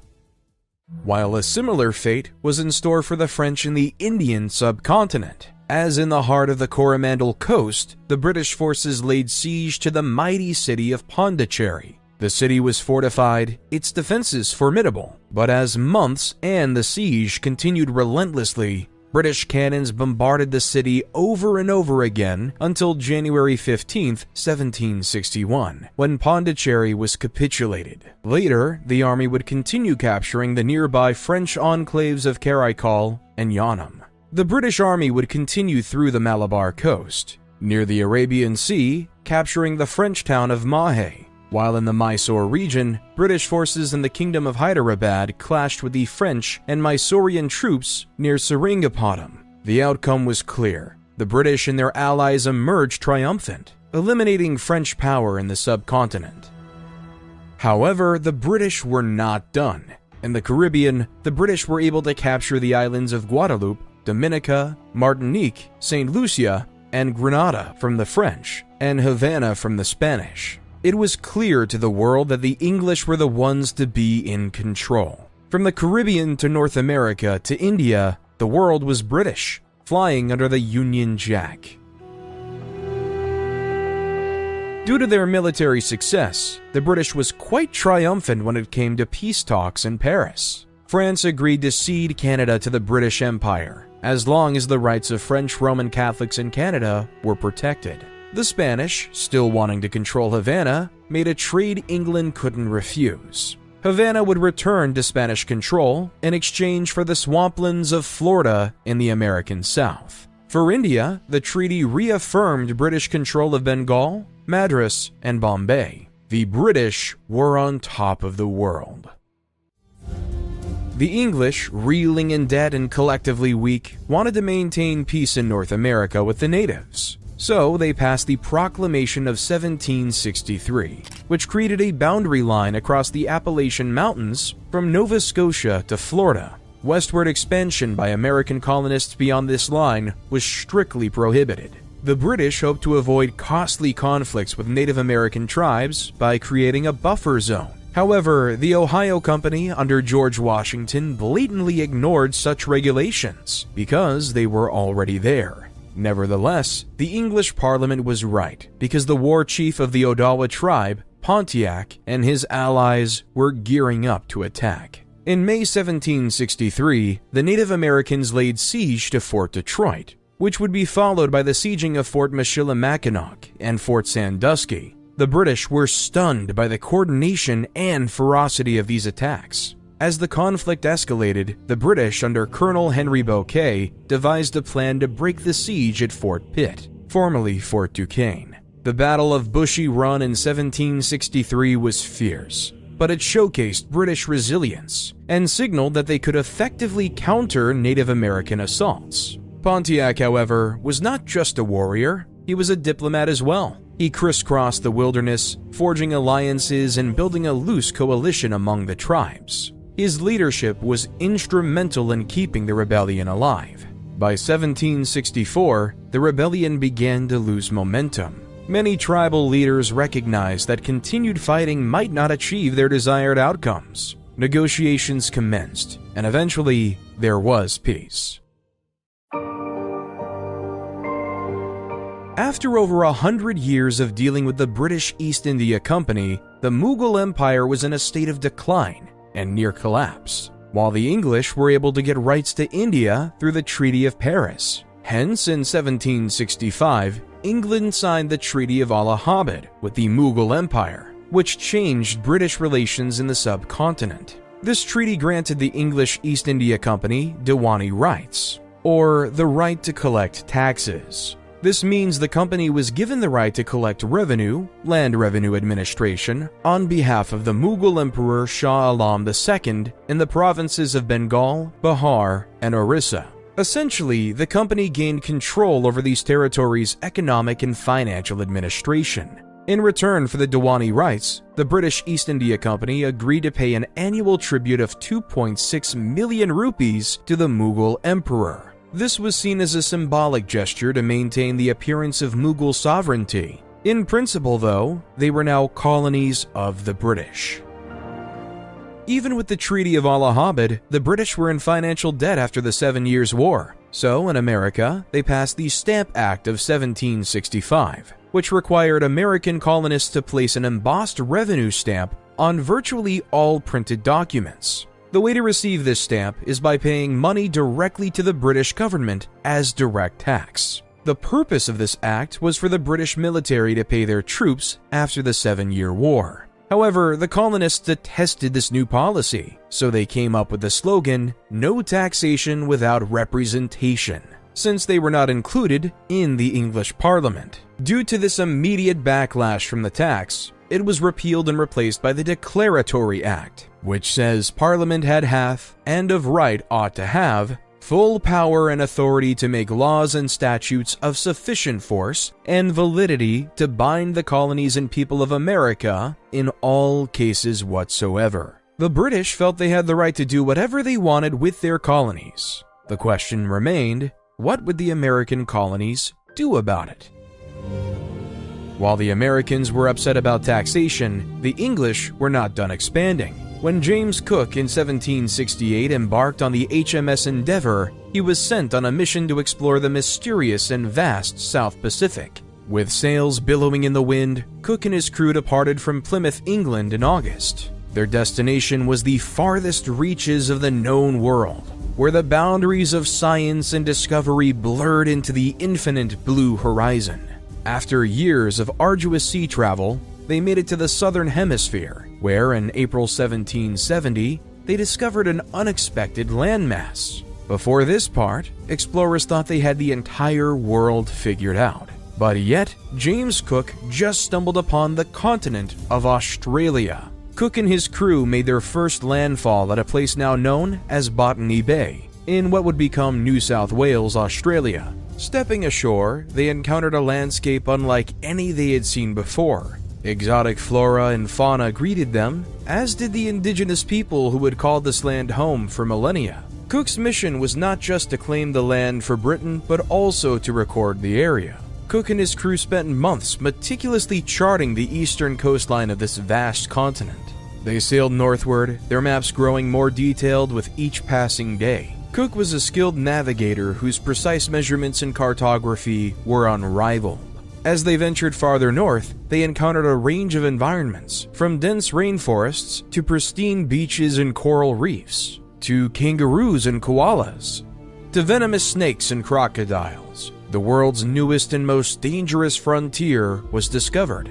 With the east coast of Australia thoroughly mapped and explored, Cook formally claimed possession of the eastern shore for Great Britain, naming it New South Wales with hopes of one day making it a formal colony. His declaration would set in motion a new chapter in the history of this land, the empire that spans the world. This newfound discovery has made the British Empire a pinnacle for the world. As an Irishman and the governor of Grenada, George Macartney would write, "This vast empire on which the sun never sets, and whose bounds nature has not yet ascertained. From the French-speaking colony of Quebec, to the Quaker city of Philadelphia, to the slave plantations of Georgia, to the islands of Grenada and Jamaica, to the neighbor of Ireland, to the homeland of England, to Cape Coast in Africa, to the province of Bengal, to the newly discovered land of New South Wales. Wherever you go, the sun will always shine on the British Empire."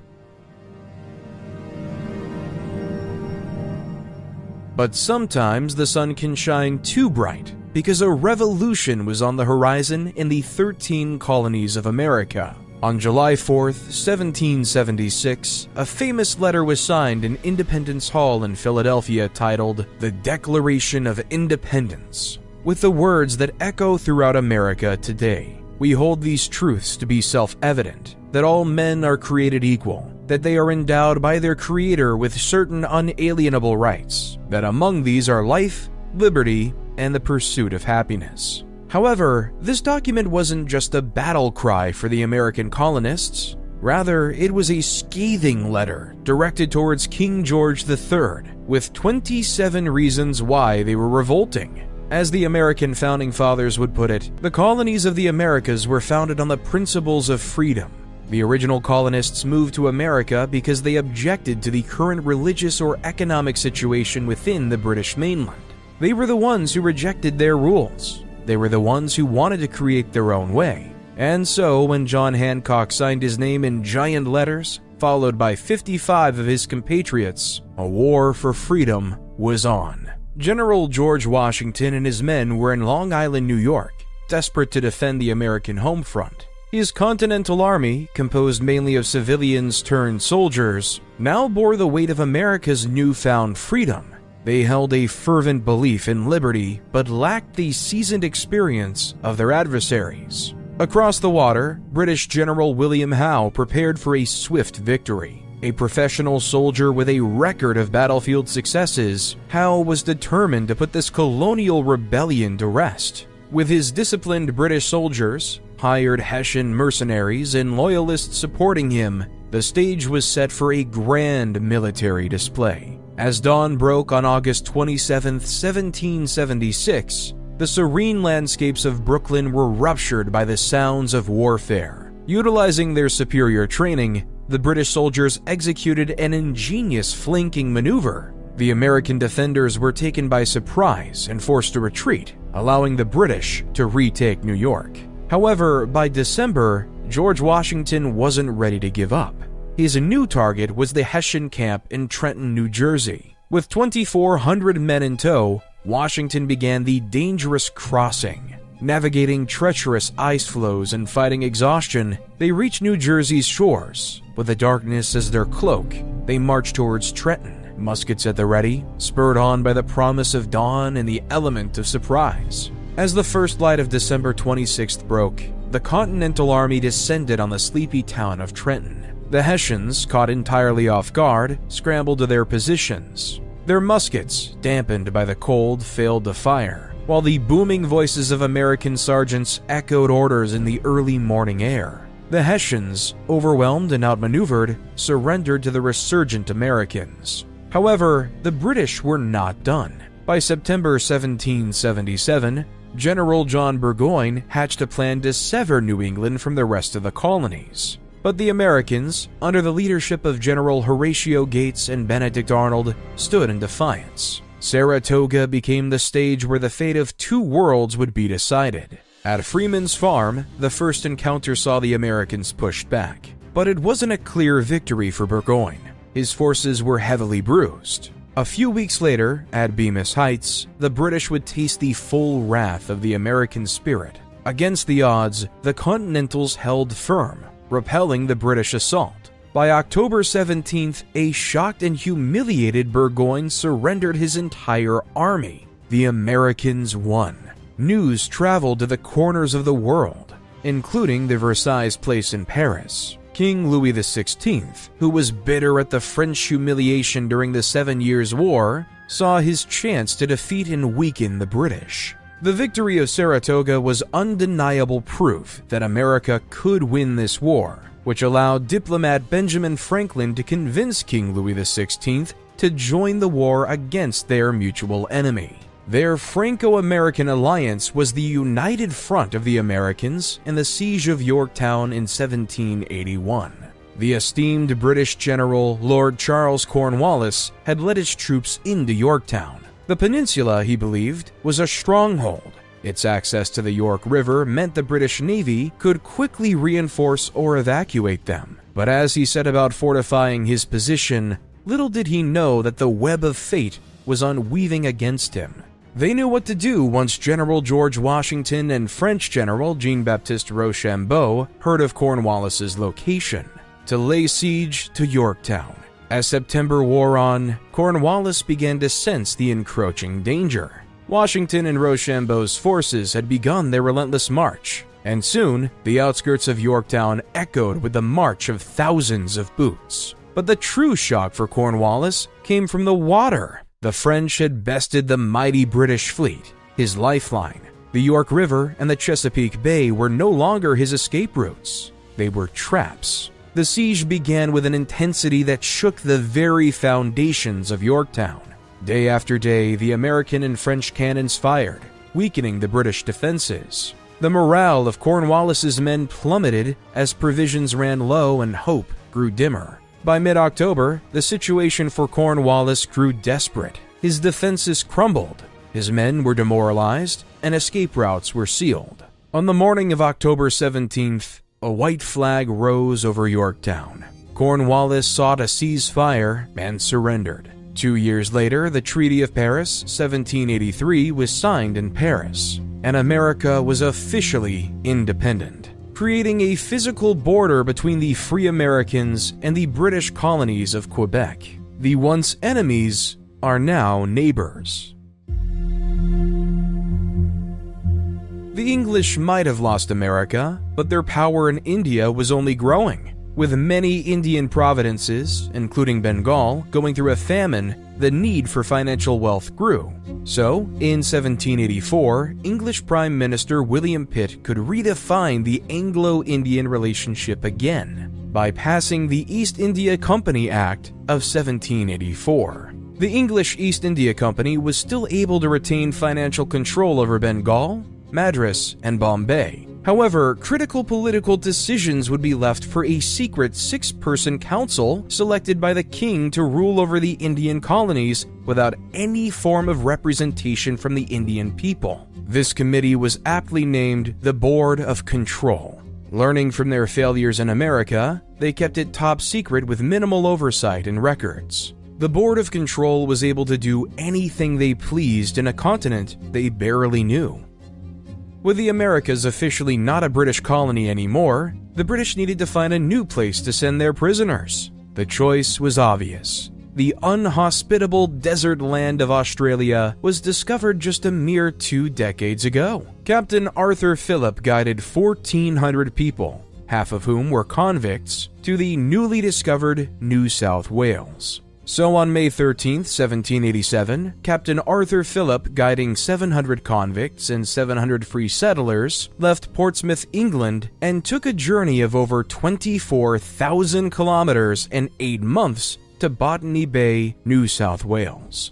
Once they landed, Arthur Phillip quickly realized that Botany Bay would be a horrible place to set up a settlement. The bay was open and unprotected. The water was too shallow to allow the ships to anchor close to the shore. Fresh water was scarce, and the soil was poor. First contact was made with the local Eora people, who seemed suspicious of the newcomers. The area was studded with enormously strong trees. When the convicts tried to cut them down, their tools broke, and the tree trunks had to be blasted out of the ground with gunpowder. Philip decided to explore further. He discovered a more promising spot just a few kilometers north, Port Jackson at Sydney Cove. With its deep waters, sheltered coves, and more favorable conditions for a budding settlement, Philip would write it is the finest harbor in the world, in which 1,000 sail of the line may ride in the most perfect security. On January 26, 1788, the fleet weighed anchor and sailed to Port Jackson.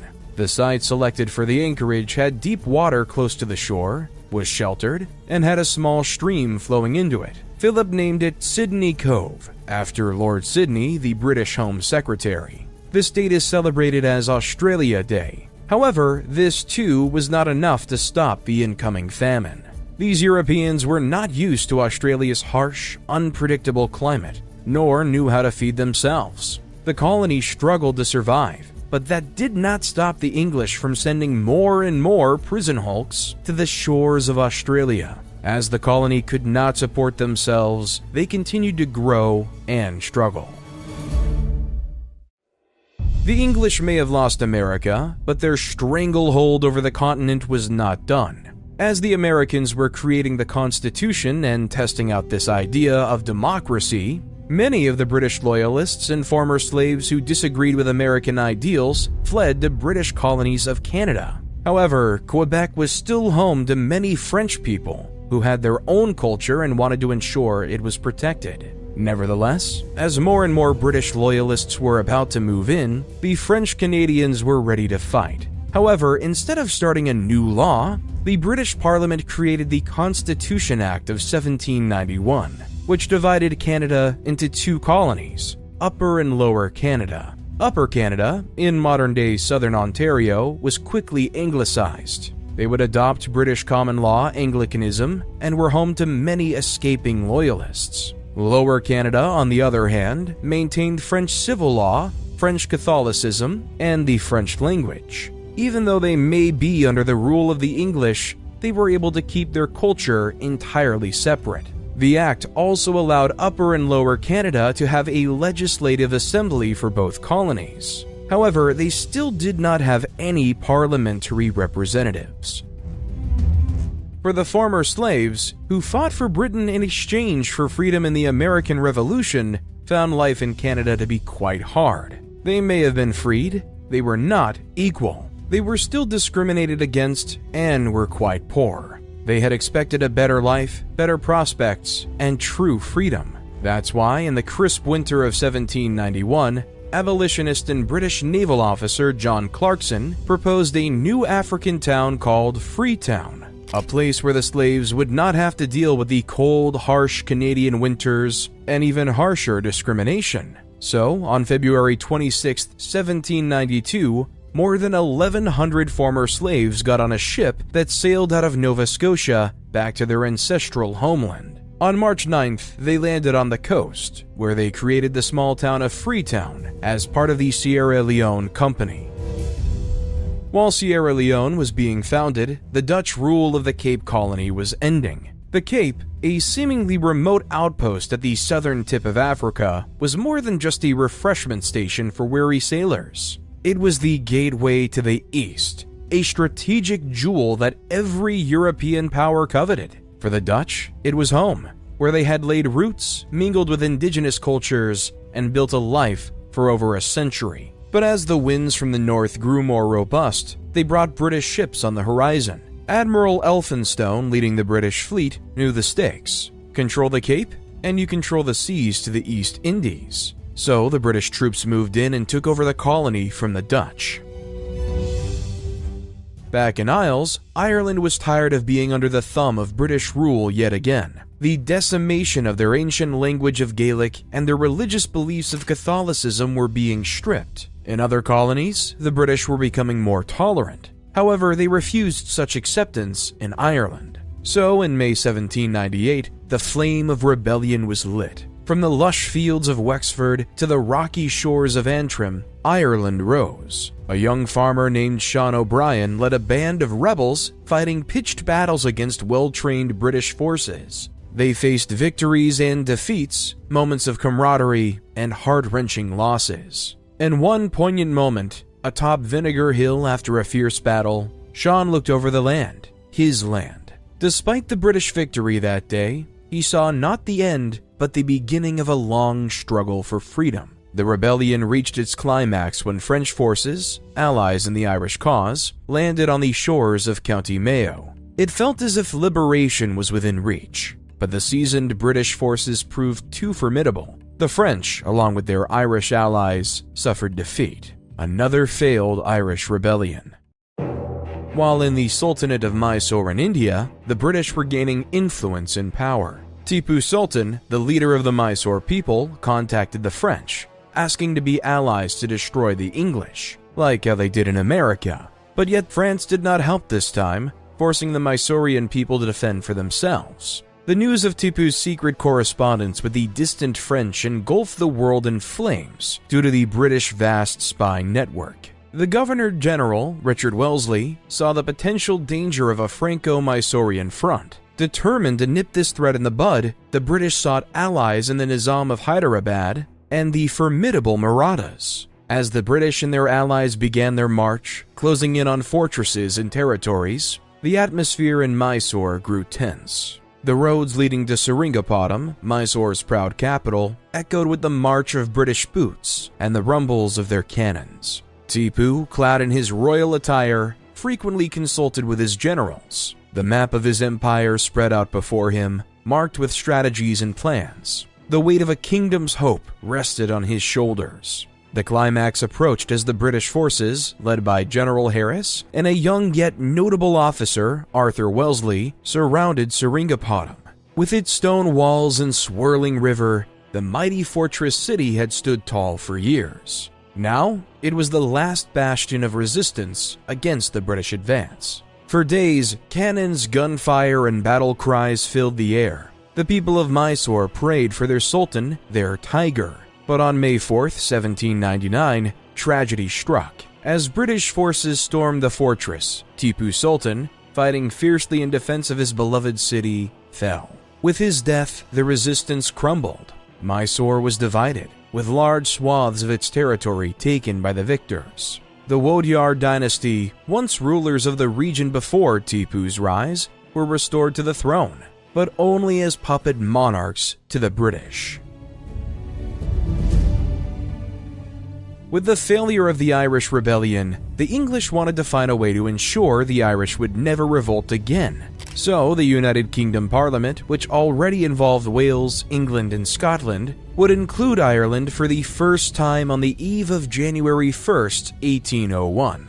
The Irish Parliament was dissolved and merged with the rest of Great Britain. Wales, England, Scotland, Ireland. 4 kingdoms, 1 union, 1 Great Britain.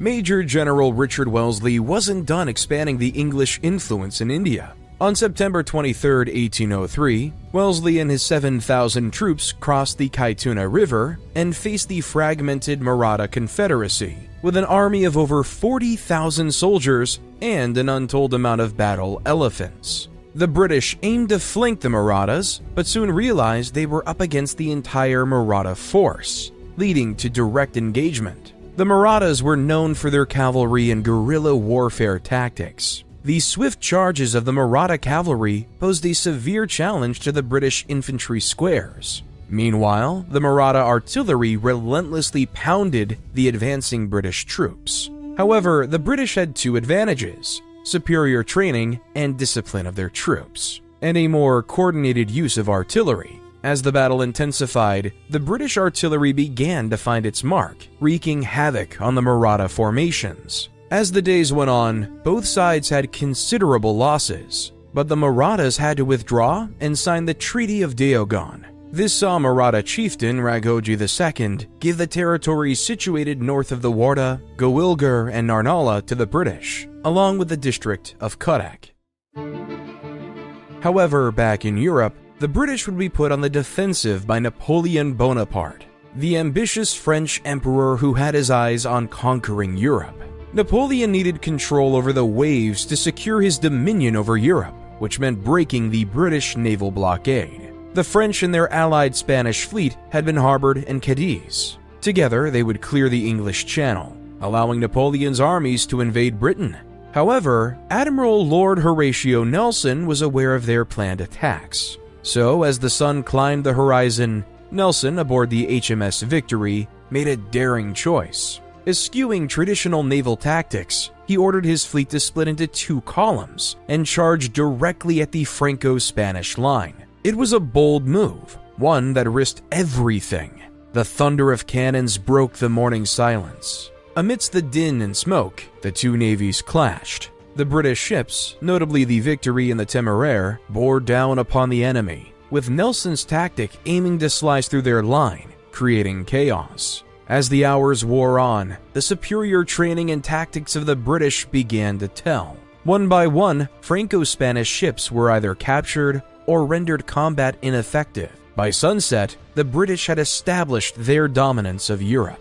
When you can't win by fighting, you tend to take the battle to the realm of trade. In 1806, Napoleon passed the Berlin Decree, which declared that the British Isles were to be in a constant state of blockade and barred all trade with Great Britain. In response, Great Britain passed the Orders in Council. Any English-controlled colony was barred from trade with France. Also, if you complied with the Berlin Decree or tried to evade the British military, your ship would be seized. As well, any ports that followed the Napoleonic Decree were blockaded and not allowed to have vessels enter and leave.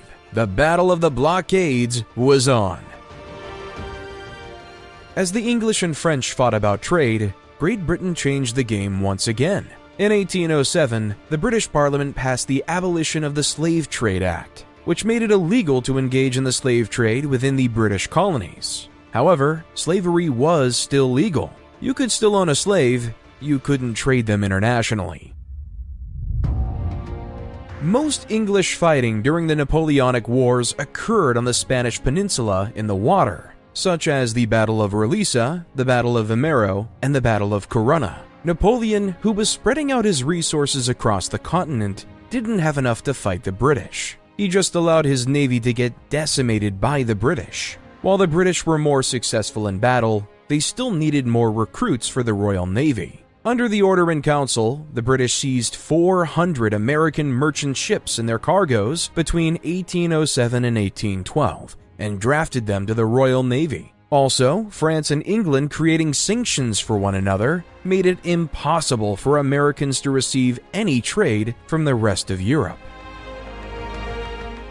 So on June 18, 1812, the young nation of America declared war against its former colonizer. They wanted their merchant ships to be free and to have fair trade across Europe.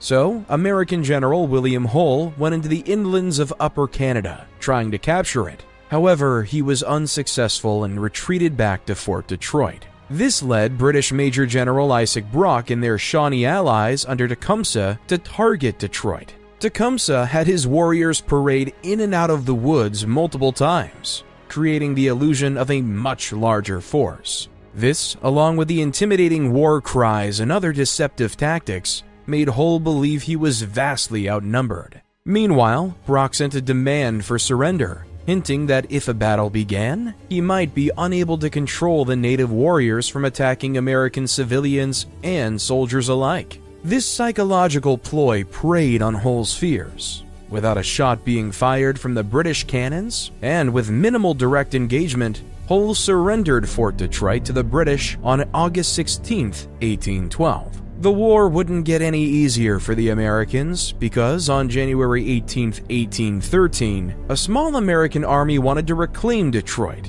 Initially, they did. But on January 22nd, British Colonel Henry Proctor, leading a combined force of British, Canadians, and Native Americans, unleashed a fury of gunfire, shouts, and war cries, shattering the winter silence. The Americans were caught off guard, especially on their left flank, which quickly crumbled under the pressure. On January 23rd, the Americans surrendered. However, their surrender wasn't accepted, and they were killed on the spot by Native American soldiers. The Americans, enraged, attacked the capital city of York, modern-day Toronto, on April 27th. The American force was quickly able to outnumber and defeat the British. Upon capturing York, the discipline of the American troops broke down. Despite the orders of their officers, they looted and set fire to several buildings, including the Parliament of Upper Canada. A year later, the British and Canadian armies would get their revenge when the British and American forces clashed at the Battle of Bladensburg, Maryland. Despite the Americans having a numerical advantage and a defensive position, they were swiftly defeated and the British marched into Washington, D.C. Entering the capital, the British were initially cautious, expecting some trap or a significant American defense, but they found Washington largely abandoned. Important buildings, including the White House, the Capitol, and other government buildings, were set alight. The fires could be seen miles away. The destruction was systematic and targeted primarily at public and governmental structures. The British occupation of Washington was brief, and they left just a day later. As Napoleon was falling apart in Europe due to their constant losses against Russia and the rest of Europe, he signed the Treaty of Paris 1814, which restored the French monarchy to King Louis XVIII. England thought about sending more forces to the American theater. However, they knew that the Americans were too rebellious to follow their will again. So the day before Christmas, on December 24, 1814, the Treaty of Ghent was signed, which stated that all territories captured in the war would be returned to their pre-war owners, which means no borders were to be changed. It was also reaffirmed that America was its own nation, and Canada would always be separate from that. Instead, they focused on the Himalayas and the Kingdom of Nepal, governed by the Gurkha soldiers. The Gurkhas, renowned for their courage and military prowess, had expanded their territories. But to their south, another giant was growing, the British East India Company, which had begun to see Nepal as a strategic buffer against potential Chinese incursions. The initial spark for conflict was the shared interest in the Terai region, a fertile belt between the Himalayas and the plains of India. Border disputes and territorial ambitions from both sides culminated in the British East India Company declaring war on Nepal in 1814. The battle began at Nalapani near Dehradun.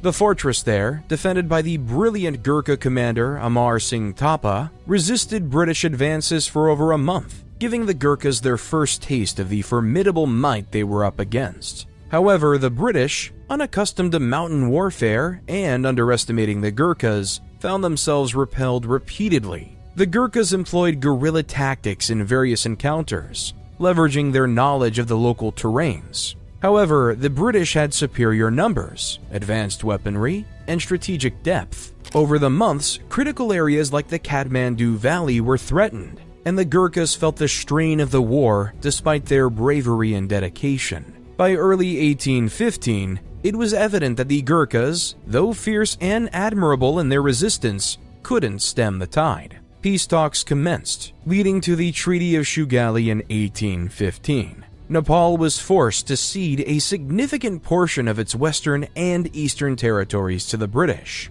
redrawing the borders of the two powers. As the Maratha Confederacy was struggling to survive, the British saw the chance to knock the final blow to this empire. The Maratha Peshwa, which translates roughly into foremost leader, Baji Rao II, knew that his power was relatively minimal after the Treaty of Deogaon, and he was just a pawn. The Maratha chiefs, the Holkars of Indore, the Bonsals of Nagpur, the Scindias of Gwalior, and the Gaekwads of Baroda, had their own ambitions and differences. Internal squabbles often overshadowed their collective power. On the other hand, the British, under Governor-General Lord Hastings, saw an opportunity amidst this discord. Baji Rao II, hoping to restore some of the lost Maratha prestige, began secretly building up his military might, and tales of his preparations soon reached British ears. Their intelligence was impeccable, seeing the Peshwa's actions as a treaty violation, which had assured the British of his non-aggression. Lord Hastings believed in striking first. The Battle of Khadki near Pune saw British forces led by General Smith clash fiercely with the Marathas. After intense fighting, the British emerged victorious, capturing Pune and neutralizing Peshwa's power. But the war was far from over. To the northeast, in Nagpur, Raghoji II Bonsal led his forces against the British. The Battle of Sitabuldi was brutal, with both sides taking heavy casualties. The Marathas fought valiantly, but the disciplined and well-equipped British troops, under the command of Colonel Scott, prevailed. Simultaneously, the Holkars were gearing up to face the British in central India. The confrontation resulted in several skirmishes, with neither side gaining a decisive advantage. However, the sheer persistence of the British forces gradually wore down the Maratha resistance. Then there were the Scindias of Gwalior. Understanding the overwhelming odds against him, Daulat Rao Scindia decided to remain neutral. This was a significant blow to the Maratha and caused the eventual surrender. As they signed the Treaty of Mandaswara in 1818, the Maratha Confederacy was dismantled and its territories were annexed by the British. The Peshwa title was abolished, and Baji Rao II was exiled to Bithur, ending a once great confederacy. As the English were expanding, they needed another fort to help navigate the waters of Asia. So Sir Thomas Stramford Raffles was tasked with finding a new place to create a trading fort. Eventually, Raffles settled on the island of Singapore because of its position at the southern tip of the Malay Peninsula, near the Straits of Malacca, and its excellent natural harbor, freshwater supplies, and timber for repairing ships. Raffles' expedition arrived in Singapore on January 29, 1819, putting this strategic island under British control. While in India, the British weren't done expanding. They saw the Konbaing dynasty of Burma as a threat to British expansion. It began with the Burmese occupation of the island of Shalpuri in 1824. For the British, this was a sign of looming Burmese encroachments of Bengal. Responding, the British struck decisively with a two-pronged invasion, quickly capturing the port of Rangoon. They had expected the fall of this significant city to bring the Burmese to the negotiating table, but the Konbaing dynasty was resilient. Rather than engaging in open battle, they adopted guerrilla warfare, relying on the monsoon rains and the dense forests to wear down the foreign invaders. For nearly 2 years, the jungles of Burma witnessed a strategic game of cat and mouse, with neither side willing to yield. Though superior in equipment and naval power, the British were tested by the unfamiliar terrain and the relentless Burmese resistance. Finally, in 1826, with both powers exhausted and drained, diplomats met to draft the Treaty of Yandabo. Burma recognized British claims over Assam, Manipur, Kachar, and Jaintia, while ceding Arakan and Tenasserim's coastal regions. A heavy silver indemnity would be paid to the British, further straining the Burmese treasury. While back in Parliament, Great Britain was going through culturally its own troubles. In 1829, they passed the Roman Catholic Relief Act of 1829, which allowed Catholics legally serving in Parliament for the first time. Within days, Irish Catholic Daniel O'Connell was able to take his seat in the House of Commons. The countless wars, resettlements, and prejudice against Anglicanism and Catholicism were starting to be resolved. Religious acceptance was growing in the Isles.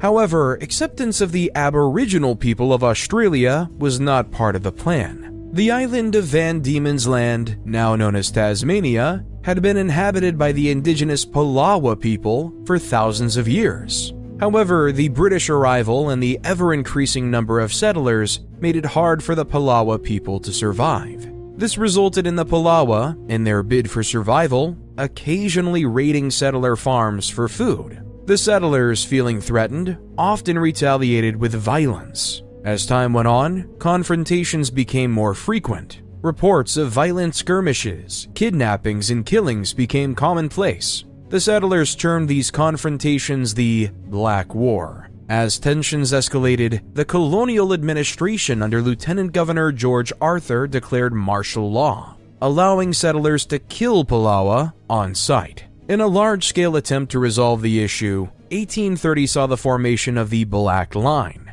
It was a human chain comprising settlers, convicts, and troops meant to traverse the island and drive the remaining Palawa into the Tasman Peninsula, where they would be isolated. This line was largely ineffective and costly. By 1831, under the guise of Christianity, all of the remaining Palawa were moved to Flinders Island, where most died due to disease, malnutrition, and despair. History is never black or white, because on August 28, 1833, the Slavery Abolition Act was passed. The act gradually emancipated all slaves throughout the British Empire within 6 years. Also, the act gave £20 million, approximately £2 billion today, to compensate slave owners for losing their property. The former slaves did not receive any of this money for themselves. Instead, they were forced to fend for themselves with no assets. In 1835 in Australia, a man named John Batman found a place unknown to his fellow colonies that he aptly named Batmania. Under a questionable Batman's treaty with the local Aboriginal people, the Kulin Nation, Batman claimed to purchase 600,000 acres. The dubious agreement involved simple trinkets in exchange for vast lands. In 1836, the colony of South Australia was officially proclaimed, and with grand fanfare, Adelaide was born. Meanwhile, to the east in New South Wales, the relentless explorer Major Thomas Mitchell ventured further into the southeast, painting tales of fertile lands, coaxing more settlers to dream of new beginnings. 1837, the colony of Victoria, named after Queen Victoria, was officially recognized. The name of the city Batmania was changed to Melbourne. While in China, the British were facing an issue. They loved the taste of Chinese tea. All across the empire, people wanted to drink the luxurious tea. The only problem was that the British didn't have anything worth that the Chinese desired, except for Indian opium. The highly addictive drug ruined lives, and the Qing dynasty did not want it in their empire. So the Qing dynasty appointed Lin Jeju to eradicate all opium trading within China. His approach was unwavering: confiscate and destroy. The beaches of Guangzhou soon bore witness to an immense pyre, with tons of confiscated opium set ablaze, sending dark plumes of smoke skywards. The message was clear: China would no longer be a silent spectator. This act was not taken lightly by the British. The far-reaching British Empire saw it as a violation of trade rights. Their navy, bolstered by ironclad, steam-powered gunboats, was sent with an order to protect British interests. The waters of China, especially near its treasured ports, became a theater of naval skirmishes and confrontations. Soon, the British forces proved too formidable for the Qing dynasty. Using their superior naval power, they made strategic advancements along the coast. The Chinese defenses, steeped in traditional warfare, were ill-equipped against the firepower of the British gunboats. The two nations found themselves at a negotiating table in Nanking as the dust settled. The resulting Treaty of Nanking was heavily skewed in favor of the British. A bitter pill for the Chinese, the treaty saw them ceding the island of Hong Kong, paying a hefty indemnity, and opening up their ports to the British so that they could legally sell their opium.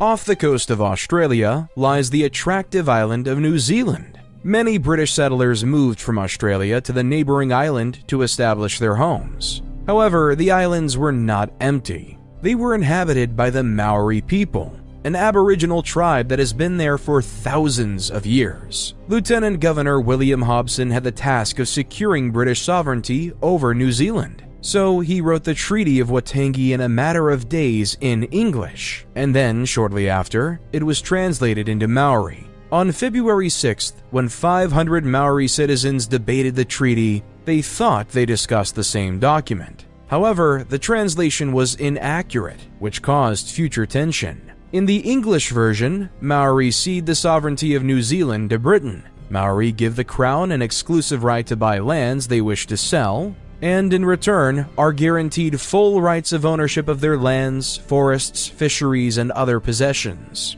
Maori are given the rights and privileges of British subjects. However, in the Maori version, the word sovereignty was translated as Kawanatonga, which means governance. The Maori people thought they were giving up their right to government. They did not realize they were giving supreme power to the crown to do whatever they pleased. Another translation error was that the English version guaranteed undisturbed possession of all their properties. At the same time, the Maori version says, Tino Rangatira Tanga Teonga, which translates into full authority over treasures that may be intangible. This slight difference meant the British believed they had exclusive rights to purchase land from the Maori and sell it to settlers. However, the Maori thought they would have full authority over their land and treasures and were not required to do such things. 40 Maori chiefs, including Hone Hoke, signed the treaty, and the English enforced their version of the treaty. As time passed, the English bought the land without the Maori understanding. Since the English bought it based on the European system, and the Maori didn't have the idea of land ownership in their society,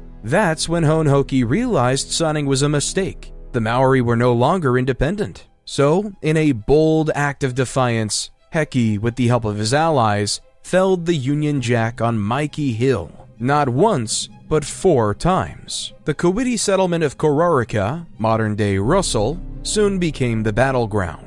In March 1845, Hone Heki and the formidable chief Teruki Cowitti devised a plan. As Heki engaged the British forces and their Maori allies, drawing their gaze and might, they were prepared to strike the British directly. The battle that ensued saw the streets of Kororika turn from bustling lanes of trade to avenues of conflict. The echoes of musket fire reverberated, mixing with the thunderous roars of cannons from the British naval ship HMS Hazard. When the ship's captain met his end at the hands of a Maori sniper, the tide began to turn. Kororika, under the weight of the onslaught, began to crumble. The British, realizing the town's precarious position, initiated a retreat, evacuating its residents. As they withdrew, flames consumed parts of the city, painting the sky a fiery orange. After a series of battles, the English started to send more troops because they knew the fighting with the Maori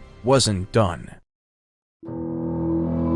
While in the Indian subcontinent, the Sikh Empire in Punjab was going through a succession crisis. After the death of Maharaja Ranjit Singh, the Sikh army, called the Khalsa, gained all the power and turned it into a military state. The Khalsa moved towards the Sutlej River, the border between the Sikh Empire and British India. The British, interpreting this as provocative, were quick to respond. The first military engagement at Mudka in December 1845 pitted the British troops led by Sir Hugo and Governor-General Sir Henry Hardinge against the Sikhs. With their artillery advantage, the British managed to secure a victory, but not without considerable losses. A few days later at Ferozshah, the British once again faced the Sikh forces. This confrontation was intense, spanning 2 days of fierce combat. The British faced a grim scenario on the first day with their troops exhausted and ammunition low. Yet with reinforcements and a resolute counterattack on the second day,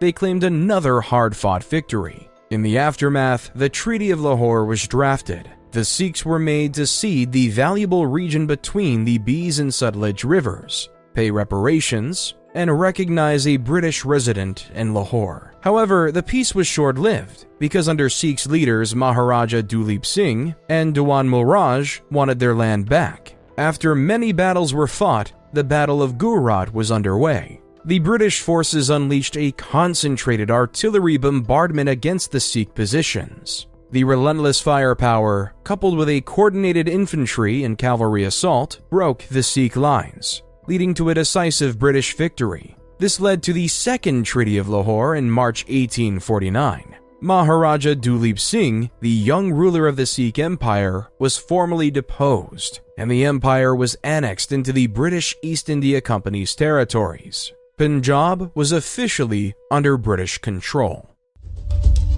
The British weren't satisfied with their dominant control of India, they wanted it all. That's when the Governor-General of India, Lord James Dalhousie, created the doctrine of lapse policy. This policy declared that if any ruler of a dependent state died without a direct heir or the ruler was incompetent, the British would be given full control of the territory. He and his queen, Rani Lakshmibai, did not have surviving biological children. However, before his death, the Maharaja adopted a child named Damodar Rao.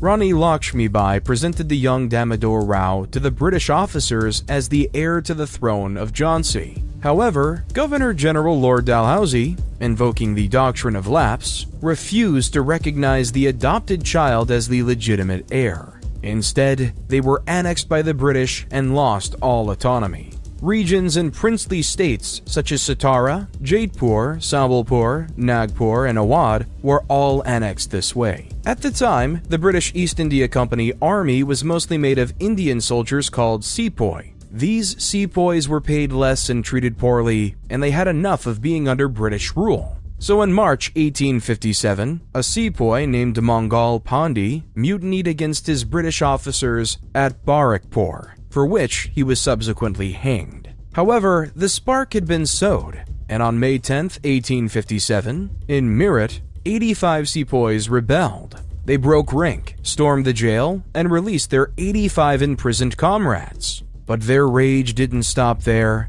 The mutiny rapidly expanded, killing several British officers, Europeans, and Christian Indians in the cantonment. Buildings were set on fire, and Meerut was in chaos by nightfall. Many of the mutineers decided not to stay in Meerut, knowing they couldn't hold the garrison town. They began an overnight march to Delhi, which they reached the following day. Their sudden and unexpected arrival surprised the small British garrison in the city. The local infantry units stationed in Delhi and a large section of the city's civilian population joined the mutineers. They targeted British officers, civilians, and anyone associated with the East India Company's administration. The strategic Red Fort, the residence of the Mughal Emperor Bahadur Shah Zafar, was soon in their control. However, the British weren't ready to surrender. By early June, British forces, a mix of Europeans and loyal Indian regiments, assembled outside Delhi. General Archdale Wilson, a seasoned military man, looked at the formidable city walls respectfully and determinedly. Delhi had to be retaken. For the rebels within, the defense of Delhi was more than just a military strategy. The city was a symbol. It was about honor, a shared legacy, and a dream of freedom. Under their control, the streets resonated with both hope and zeal. But this hope was soon to be tested. As days progressed, British cannons from the Ridge, a strategic high ground north of Delhi, began their relentless bombardment. The city responded in kind, with its own guns roaring, painting the sky with trails of smoke. Then, in early September, the British had their break. General John Nicholson led troops to storm the Kashmir Gate, using explosives to breach this formidable entry point. As the dust settled, British forces began pouring in. Delhi's narrow alleys turned into mazes of combat. Rebel sniper shots from hidden rooftops, British bayonet charges, and street-to-street combat characterized the following days. Every corner of Chandni Chowk, every gate of the fort, became a testament to the bravery and the brutality of war. By September 20th, the British had a firm grip on Delhi. The Red Fort was once again under their control. Bahadur Shah Zafar II, the leader of the rebellion, was captured shortly after, marking a poignant end to the Sepoys' rebellion and the rule of the Mughal dynasty. In the aftermath, British retribution was swift and unforgiving. Many rebels met their end at the gallows, and parts of the city were left scarred and desolate. The Indian rebellion wasn't just isolated to Delhi, but covered the entire subcontinent. However, just like Delhi, the British quickly obliterated their opponents and forced them to surrender. As the gunshots ended, Britain passed the Government of India Act 1858, which ended the British East India Company and replaced it with the British Raj, which meant the Indian people were under the direct control of the monarch, Queen Victoria. There was no illusion of self-governance or financial companies. They were a colony of Britain. Under the Queen, a Council of India was created. The council, which consisted of 15 people who did not speak any of the native Indian languages, were given tyrannical controls of all political powers within the colony. British individuals were declared governors of different regions. English schools were set up so that the whites in India could still get educated and rule over the Indians. The English did everything they could to be politically, economically, and socially in control. In their minds, just by being British, they were superior and had the right to rule over all of India. Now, with the implementation of the Raj, their power has only grown. In New Zealand, the Maori faced a similar fate when in 1863, the British Empire passed the New Zealand Settlements Act, which allowed the government to confiscate land from the Maori tribes deemed to have rebelled against the crown. The Maori tried to unite and fend off the Brits. In battles throughout the Waikato War, both the Taranaki Wars and the Takutis War, however, nothing could fend off the British. Across the world in Jamaica, with the abolition of slavery decades ago, the island was populated mainly by poor former slaves. Due to the right to vote being tied to landowners, during the election of 1864, fewer than 2,000 black men could vote out of a black population of 420,000, while 10,000 men were given the privilege. This happened while Jamaica was in a drought, dealing with cholera and smallpox. Tensions were high when, on October 11, 1865, a minor altercation outside a courthouse in Morant Bay escalated into a major confrontation. A black man was imprisoned for trespassing on a long-abandoned plantation. When a bystander protested the arrest, police tried to apprehend him, leading to skirmishes. Paul Bogle, a Baptist deacon and activist, led a march of hundreds from the village of Stony Gut to Morant Bay. The protest quickly turned violent, with the courthouse being burned down and several officials and militia members killed. Governor Edward John Eyre declared martial law in response to the rebellion. Over a few weeks, as many as 1,000 black Jamaicans were killed by British forces, and many more were flogged or punished. Paul Bogle and George William Gordon, a mixed-race legislator and critic of the governor, accused of conspiring in the rebellion, were hastily tried and executed. After the rebellion, the British government dissolved the Jamaican House of Assembly and replaced it with a British-appointed governor. This allowed Great Britain complete control of all Jamaican policies. While in Canada, the British restructured the 6 separate colonies of Upper Canada, Lower Canada, New Brunswick, Nova Scotia, Prince Edward Island, and British Columbia into a singular territory, the Dominion of Canada.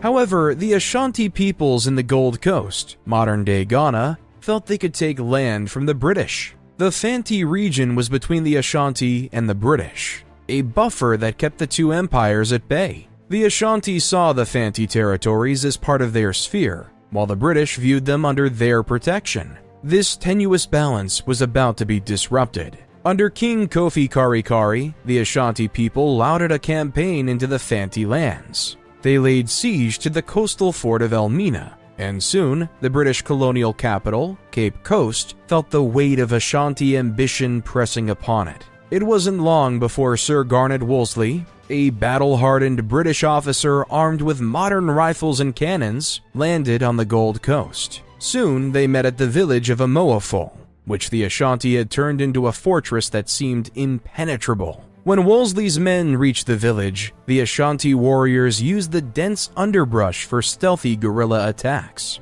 Their ambushes were deadly, their knowledge of the terrain unparalleled. But Wolseley had a plan.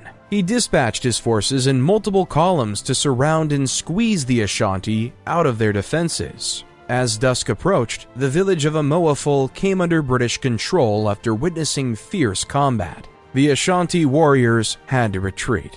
The following year, Kofi Karikari signed the Treaty of Fomena, which renounced the Ashanti claims to the Fanti territories and that Kofi would abdicate. The Ashanti became a British protectorate, though they retained some internal autonomy. The word of England might have spread like the plague, and some kings knew they should voluntarily surrender to the English for their people. Chief Kakabau, the king of the Fiji Islands, knew his islands were targets of the British.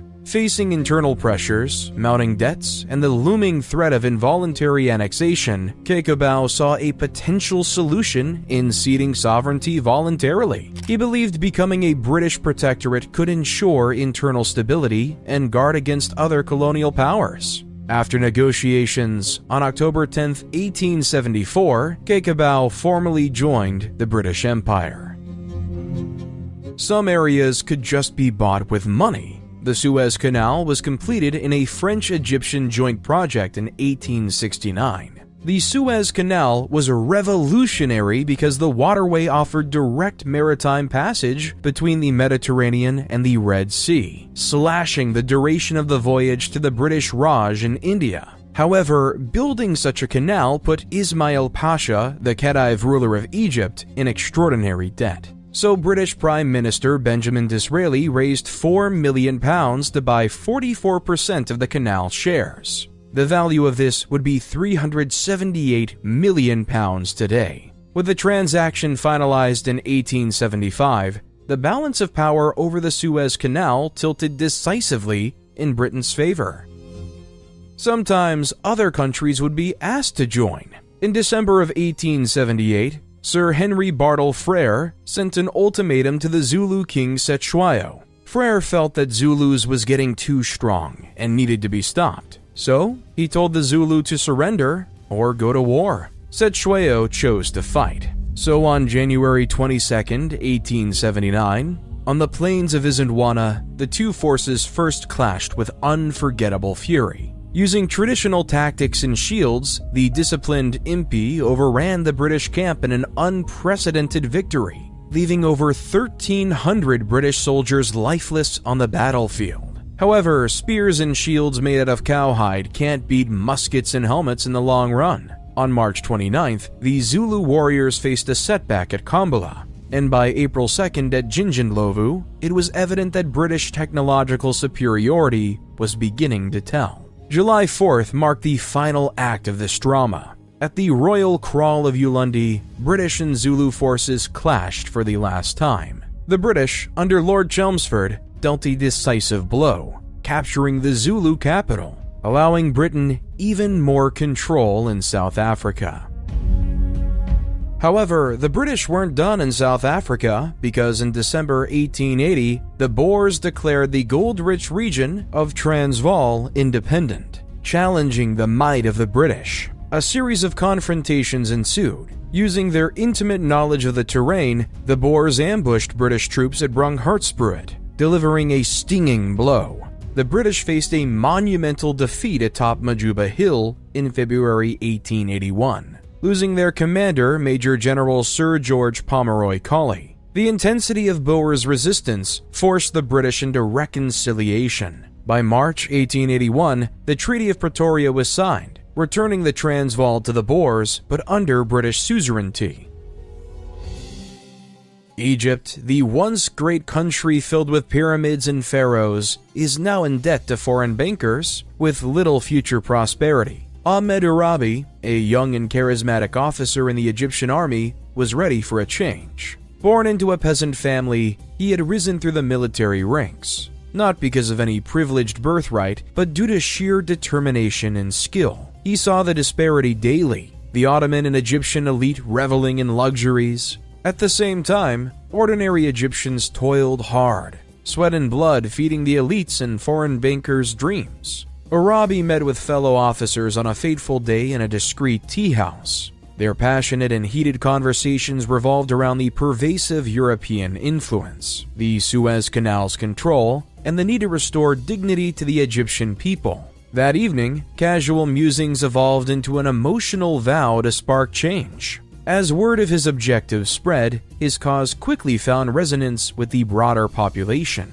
The grievances of the military mirrored that of the ordinary Egyptian, resentment against the ruling elite and the intrusive European powers. This broad-based support transformed Urabi's movement from a military mutiny into a nationalist revolt. The message was clear: Egypt for Egyptians, free from foreign dominance. However, Britain, deeply vested in Egypt due to the Suez Canal's strategic importance, viewed the Urabi-led movement as a threat. In 1882, alarmed by the nationalist fervor, British forces launched an intervention. The climax came at the Battle of Tel el-Kebir, where British troops defeated Urabi's army decisively. The aftermath was predictable.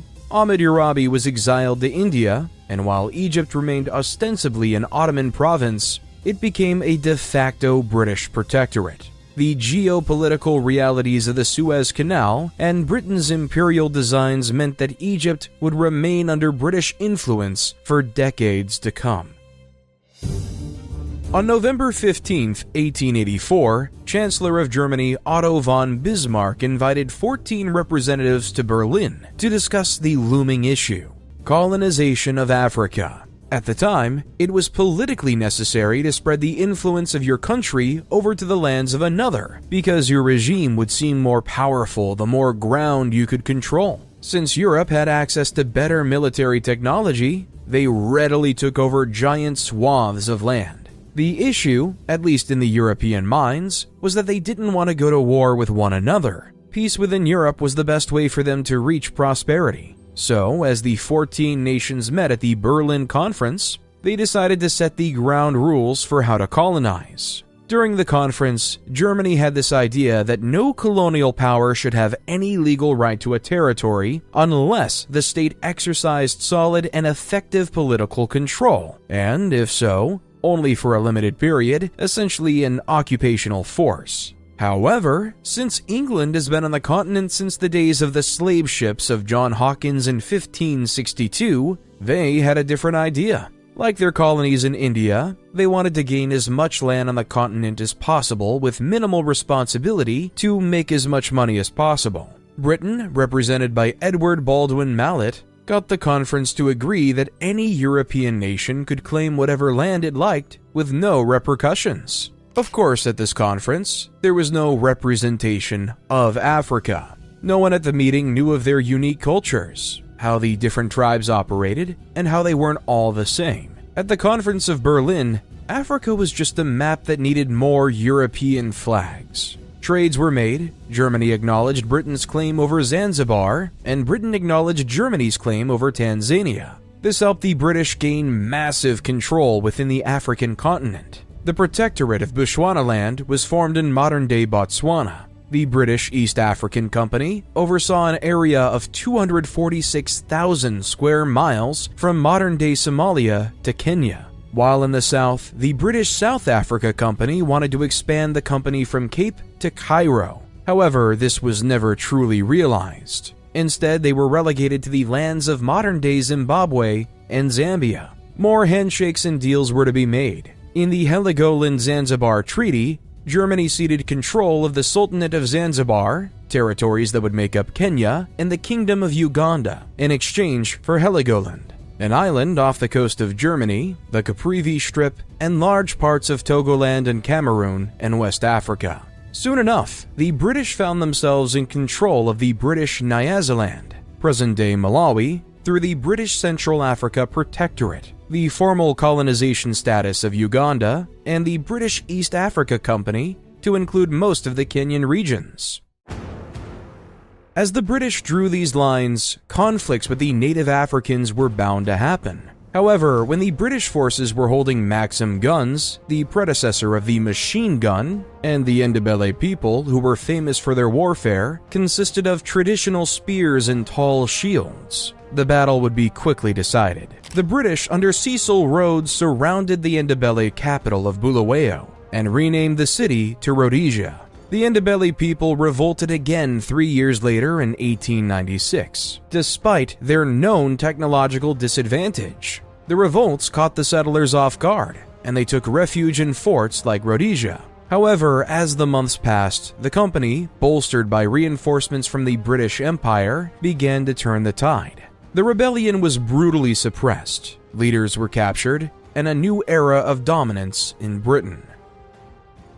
The Ndebele people weren't the only ones to face the wrath of physical force. In 1897, acting consul General James Phillips believed he could reform the Kingdom of Benin, modern-day Nigeria, ending practices like human sacrifice. Without formal authorization, he ventured towards Benin City with a small party. even though he was warned of the risks during the kingdom's sacred season. His audacity met a tragic end at Ugbein village, where an ambush led by the Benin warriors claimed his life, and those of most of his party. Britain's response was swift and brutal. Admiral Sir Harry Rawson, armed with the Maxim guns, marshaled his forces. The goal was clear: retribution for Philips and the annexation of the kingdom. With their assegais and age-old strategies, the Benin warriors stood little chance against the British onslaught. Within weeks, the once majestic Benin city was aflame, its sacred bronzes pillaged and carried off to faraway lands as trophies of conquest.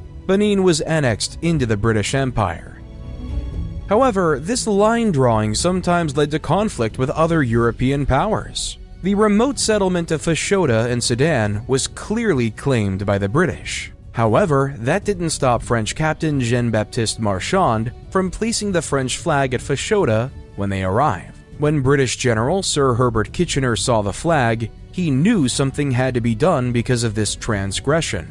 A tense standoff ensued. Both Marchand and Kitchener, representing the interests of their nations, realized that a single gunshot on this remote riverbank could ignite a war between two of the world's great powers. Yet, neither wished for conflict. In the sticky heat, the two commanders met. Marchand spoke of France's claim and arduous journey, while Kitchener underlined Britain's strategic interests in the Nile. Despite the gravity of the situation, both exhibited a certain respect for each other, understanding the stakes at hand. Back in Europe, news of the Fashoda incident sent ripples through the corridors of power. Neither country wanted war, especially over a distant outpost. Diplomats scrambled. Negotiations began, and after some time, an agreement was reached. France would withdraw from Fashoda, marking the end of their eastward ambitions in Africa.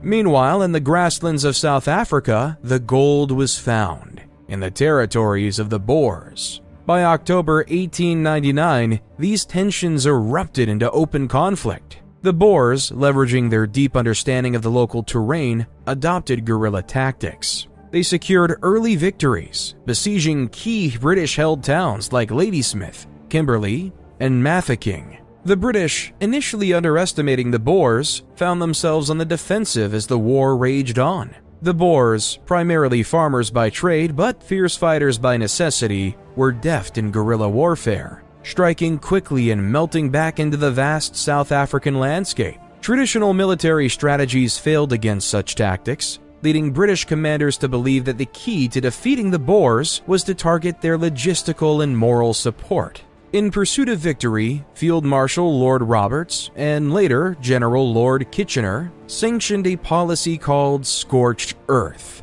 The strategy involved the widespread burning of Boer farms and the destruction of their crops. The policy didn't stop at burning farms. To ensure that the Boer population couldn't aid their fighters, the British began relocating Boer civilians, predominantly women, children, and the elderly, to concentration camps. These camps were not designed for large-scale habitation and soon became notorious for their deplorable conditions. Malnutrition, poor sanitation, and diseases like typhoid fever decimated the camp populations, leading to the deaths of tens of thousands. Despite its high humanitarian cost, the Scorched Earth policy wore down the Boer resistance. In May of 1902, after long, hard-fought years and amidst a landscape scarred by war, the two sides came together.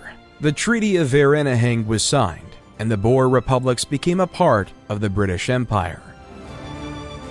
As the years turned the clock to the 20th century, the British Empire spanned all across the globe, from the Dominion of Canada to Jamaica and St. Kitts in the Americas, to Cape Colony, the Gold Coast, and Sierra Leone in Africa, to British India, to Singapore, to Hong Kong in Asia, to Australia, New Zealand, and Fiji in Australia. Britain embodied the phrase, "the sun will never set." In 1907, the British tried to change their relationship with their subjects with some of their colonies during the Imperial Conference. The colonies of Canada, Australia, New Zealand, South Africa, and Newfoundland were given unprecedented rights to rule themselves while still being under the prowess of the Crown.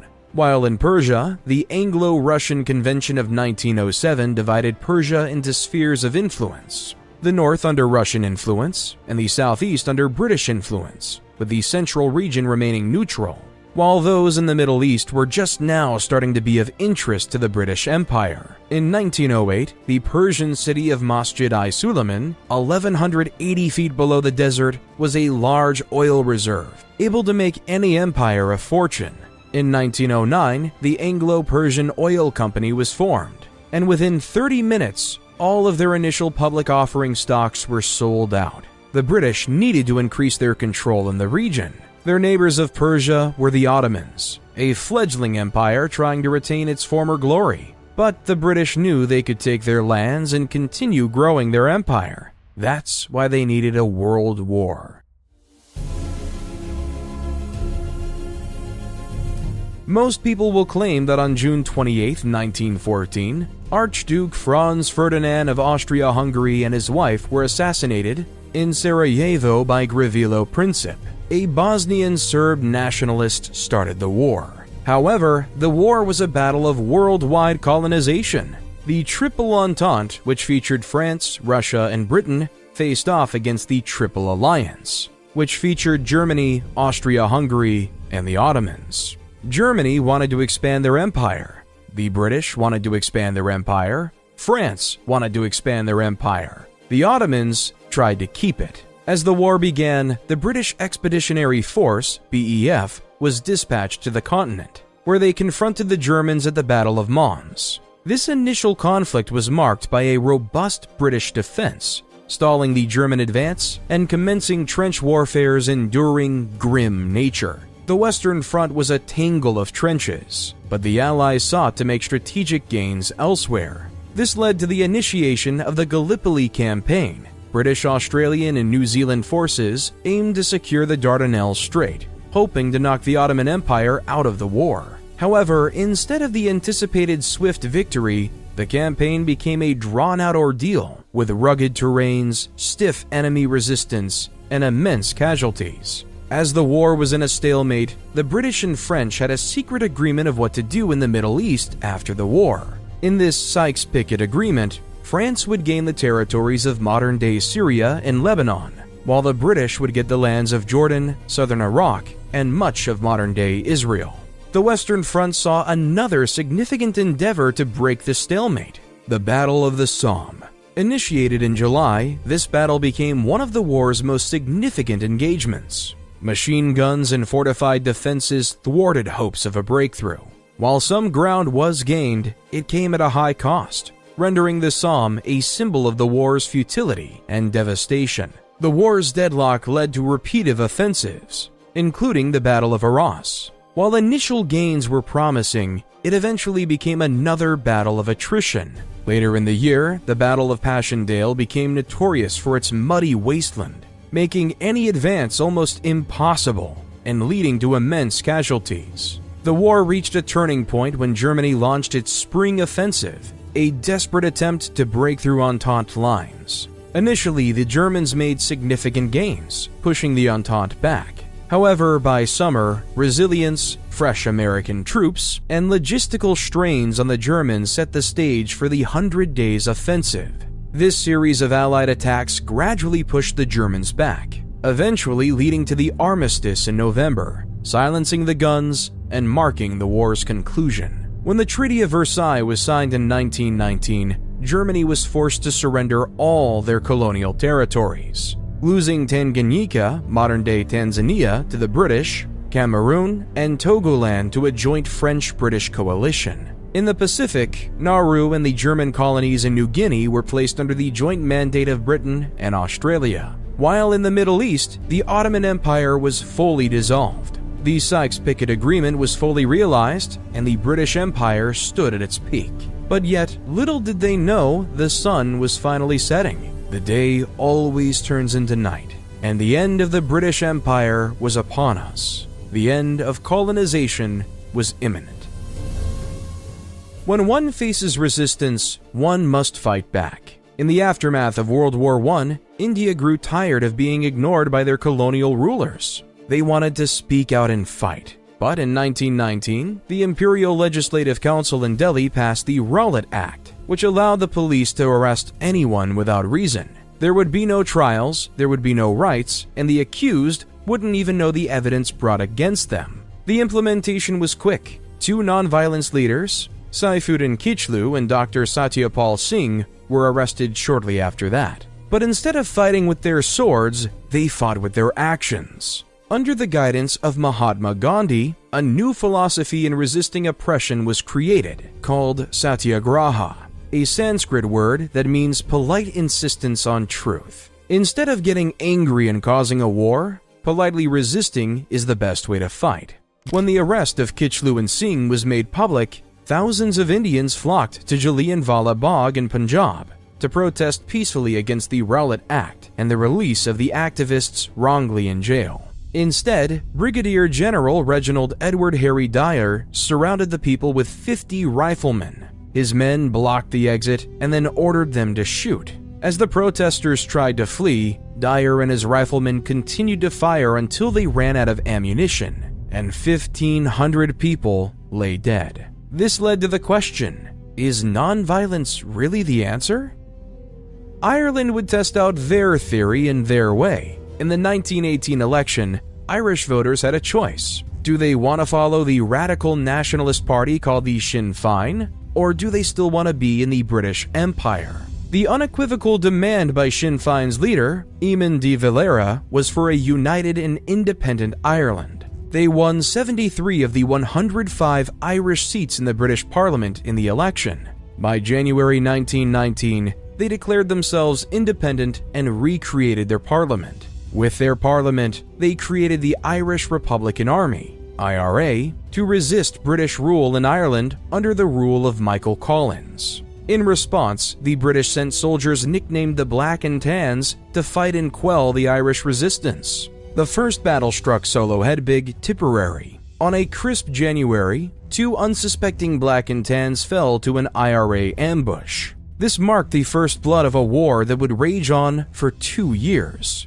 In November 1920, the event was dubbed Bloody Sunday. It would change the face of the war. In the early hours, the IRA, acting on Michael Collins' intelligence, targeted British agents across Dublin, leaving 14 British officers dead. In retaliation, later that day, the Black and Tans stormed into Dublin's Croke Park during a football match, killing 14 civilians in revenge. Angry, Tom Barry and his 36 men from the IRA took positions along the Macroom-Dunman Way Road near Kilmichael. They anticipated the movement of the Black and Tans. Barry's strategy was simple but daring. Allow the first lorry of auxiliaries to pass by, targeting the second to create a buffer, preventing any immediate retreat or forward charge. Camouflaged by the roadside, the men waited in tension. As the first lorry passed, it all happened in a flash. The men launched a ferocious up-close attack on the second vehicle, catching the auxiliaries off guard. Fighting was intense and hand-to-hand combat ensued. The first lorry soon realized the situation and returned, only to be met by a relentless barrage. When smoke cleared, 17 auxiliaries lay dead. The IRA had 3 casualties. But British forces, humiliated and angered by the audacity of the ambush and the scale of the loss, were quick to retaliate. Barely 2 weeks after Kilmichael, they attacked the city of Cork. They began by looting businesses and then escalating to arson. Residents awoke to an apocalyptic sight. The once thriving heart of Cork smoldered in ruins, the River Lee reflecting the embers of destruction. The sky was an eerie hue of orange, with dark plumes of smoke blotting the dawn. However, in 1921, Eamon de Valera negotiated a treaty with the British. Like the Confederation Catholics of Ireland in 1642, they created a parliament that swore an oath of allegiance to the British monarch.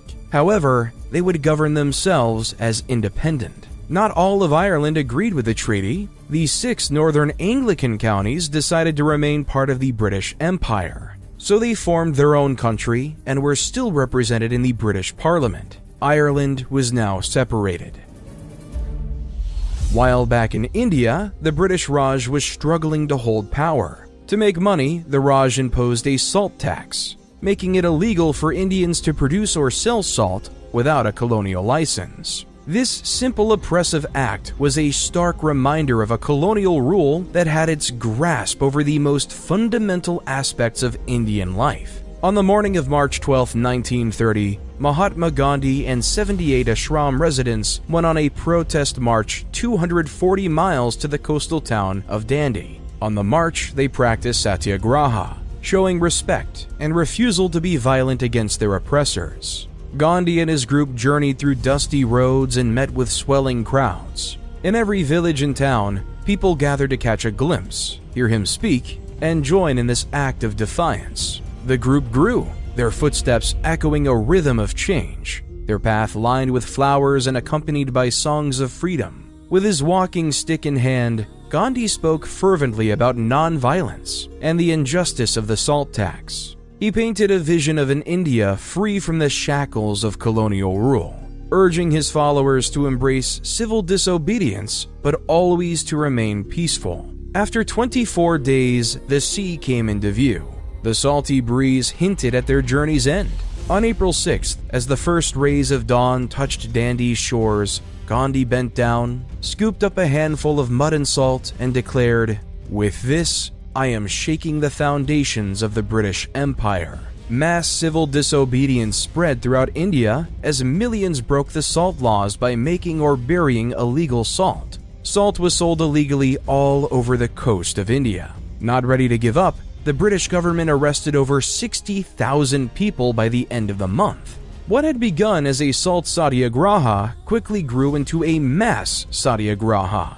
British clothes and goods were boycotted. Unpopular forest laws were defied in the Bombay, Mysore, and central provinces. Gujarati peasants refused to pay tax, fearing losing their crops and land. In Midnapore, Bengalis took part by refusing to pay the chowkidar tax. The British responded with more laws, including censorship of correspondence, and declaring the Congress and its associate organizations illegal. None of those measures slowed the civil disobedience movement. The people were willing to fight for their actions, and 5 years later, in 1935, their efforts were starting to pay off. The Government of India Act allowed India to rule itself partially. For the first time since the establishment of the Raj, an Indian representative was allowed to have power. In 1937, they had their first election. However, India would be placed on the back burner, as Germany, under Adolf Hitler, was invading Poland.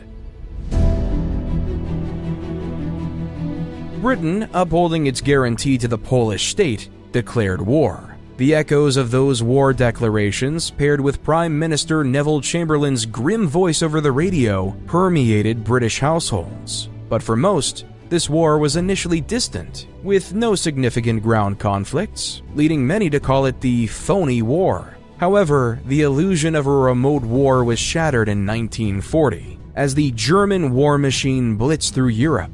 British forces were quickly pushed back to the beaches of Dunkirk. The situation seemed dire. Yet across the English Channel, an armada of vessels ranging from Navy ships to fishing boats sailed to rescue stranded soldiers in what became known as Operation Dynamo. Families across Britain rejoiced as 338,000 troops returned, but the triumph was short-lived. The Battle of Britain saw the skies above London and other cities transformed into war zones. Night after night, families huddled in underground stations as the Luftwaffe dropped their deadly payloads. The spirit of defiance was captured in Churchill's voice, declaring that Britain would never surrender. 1941 brought hope.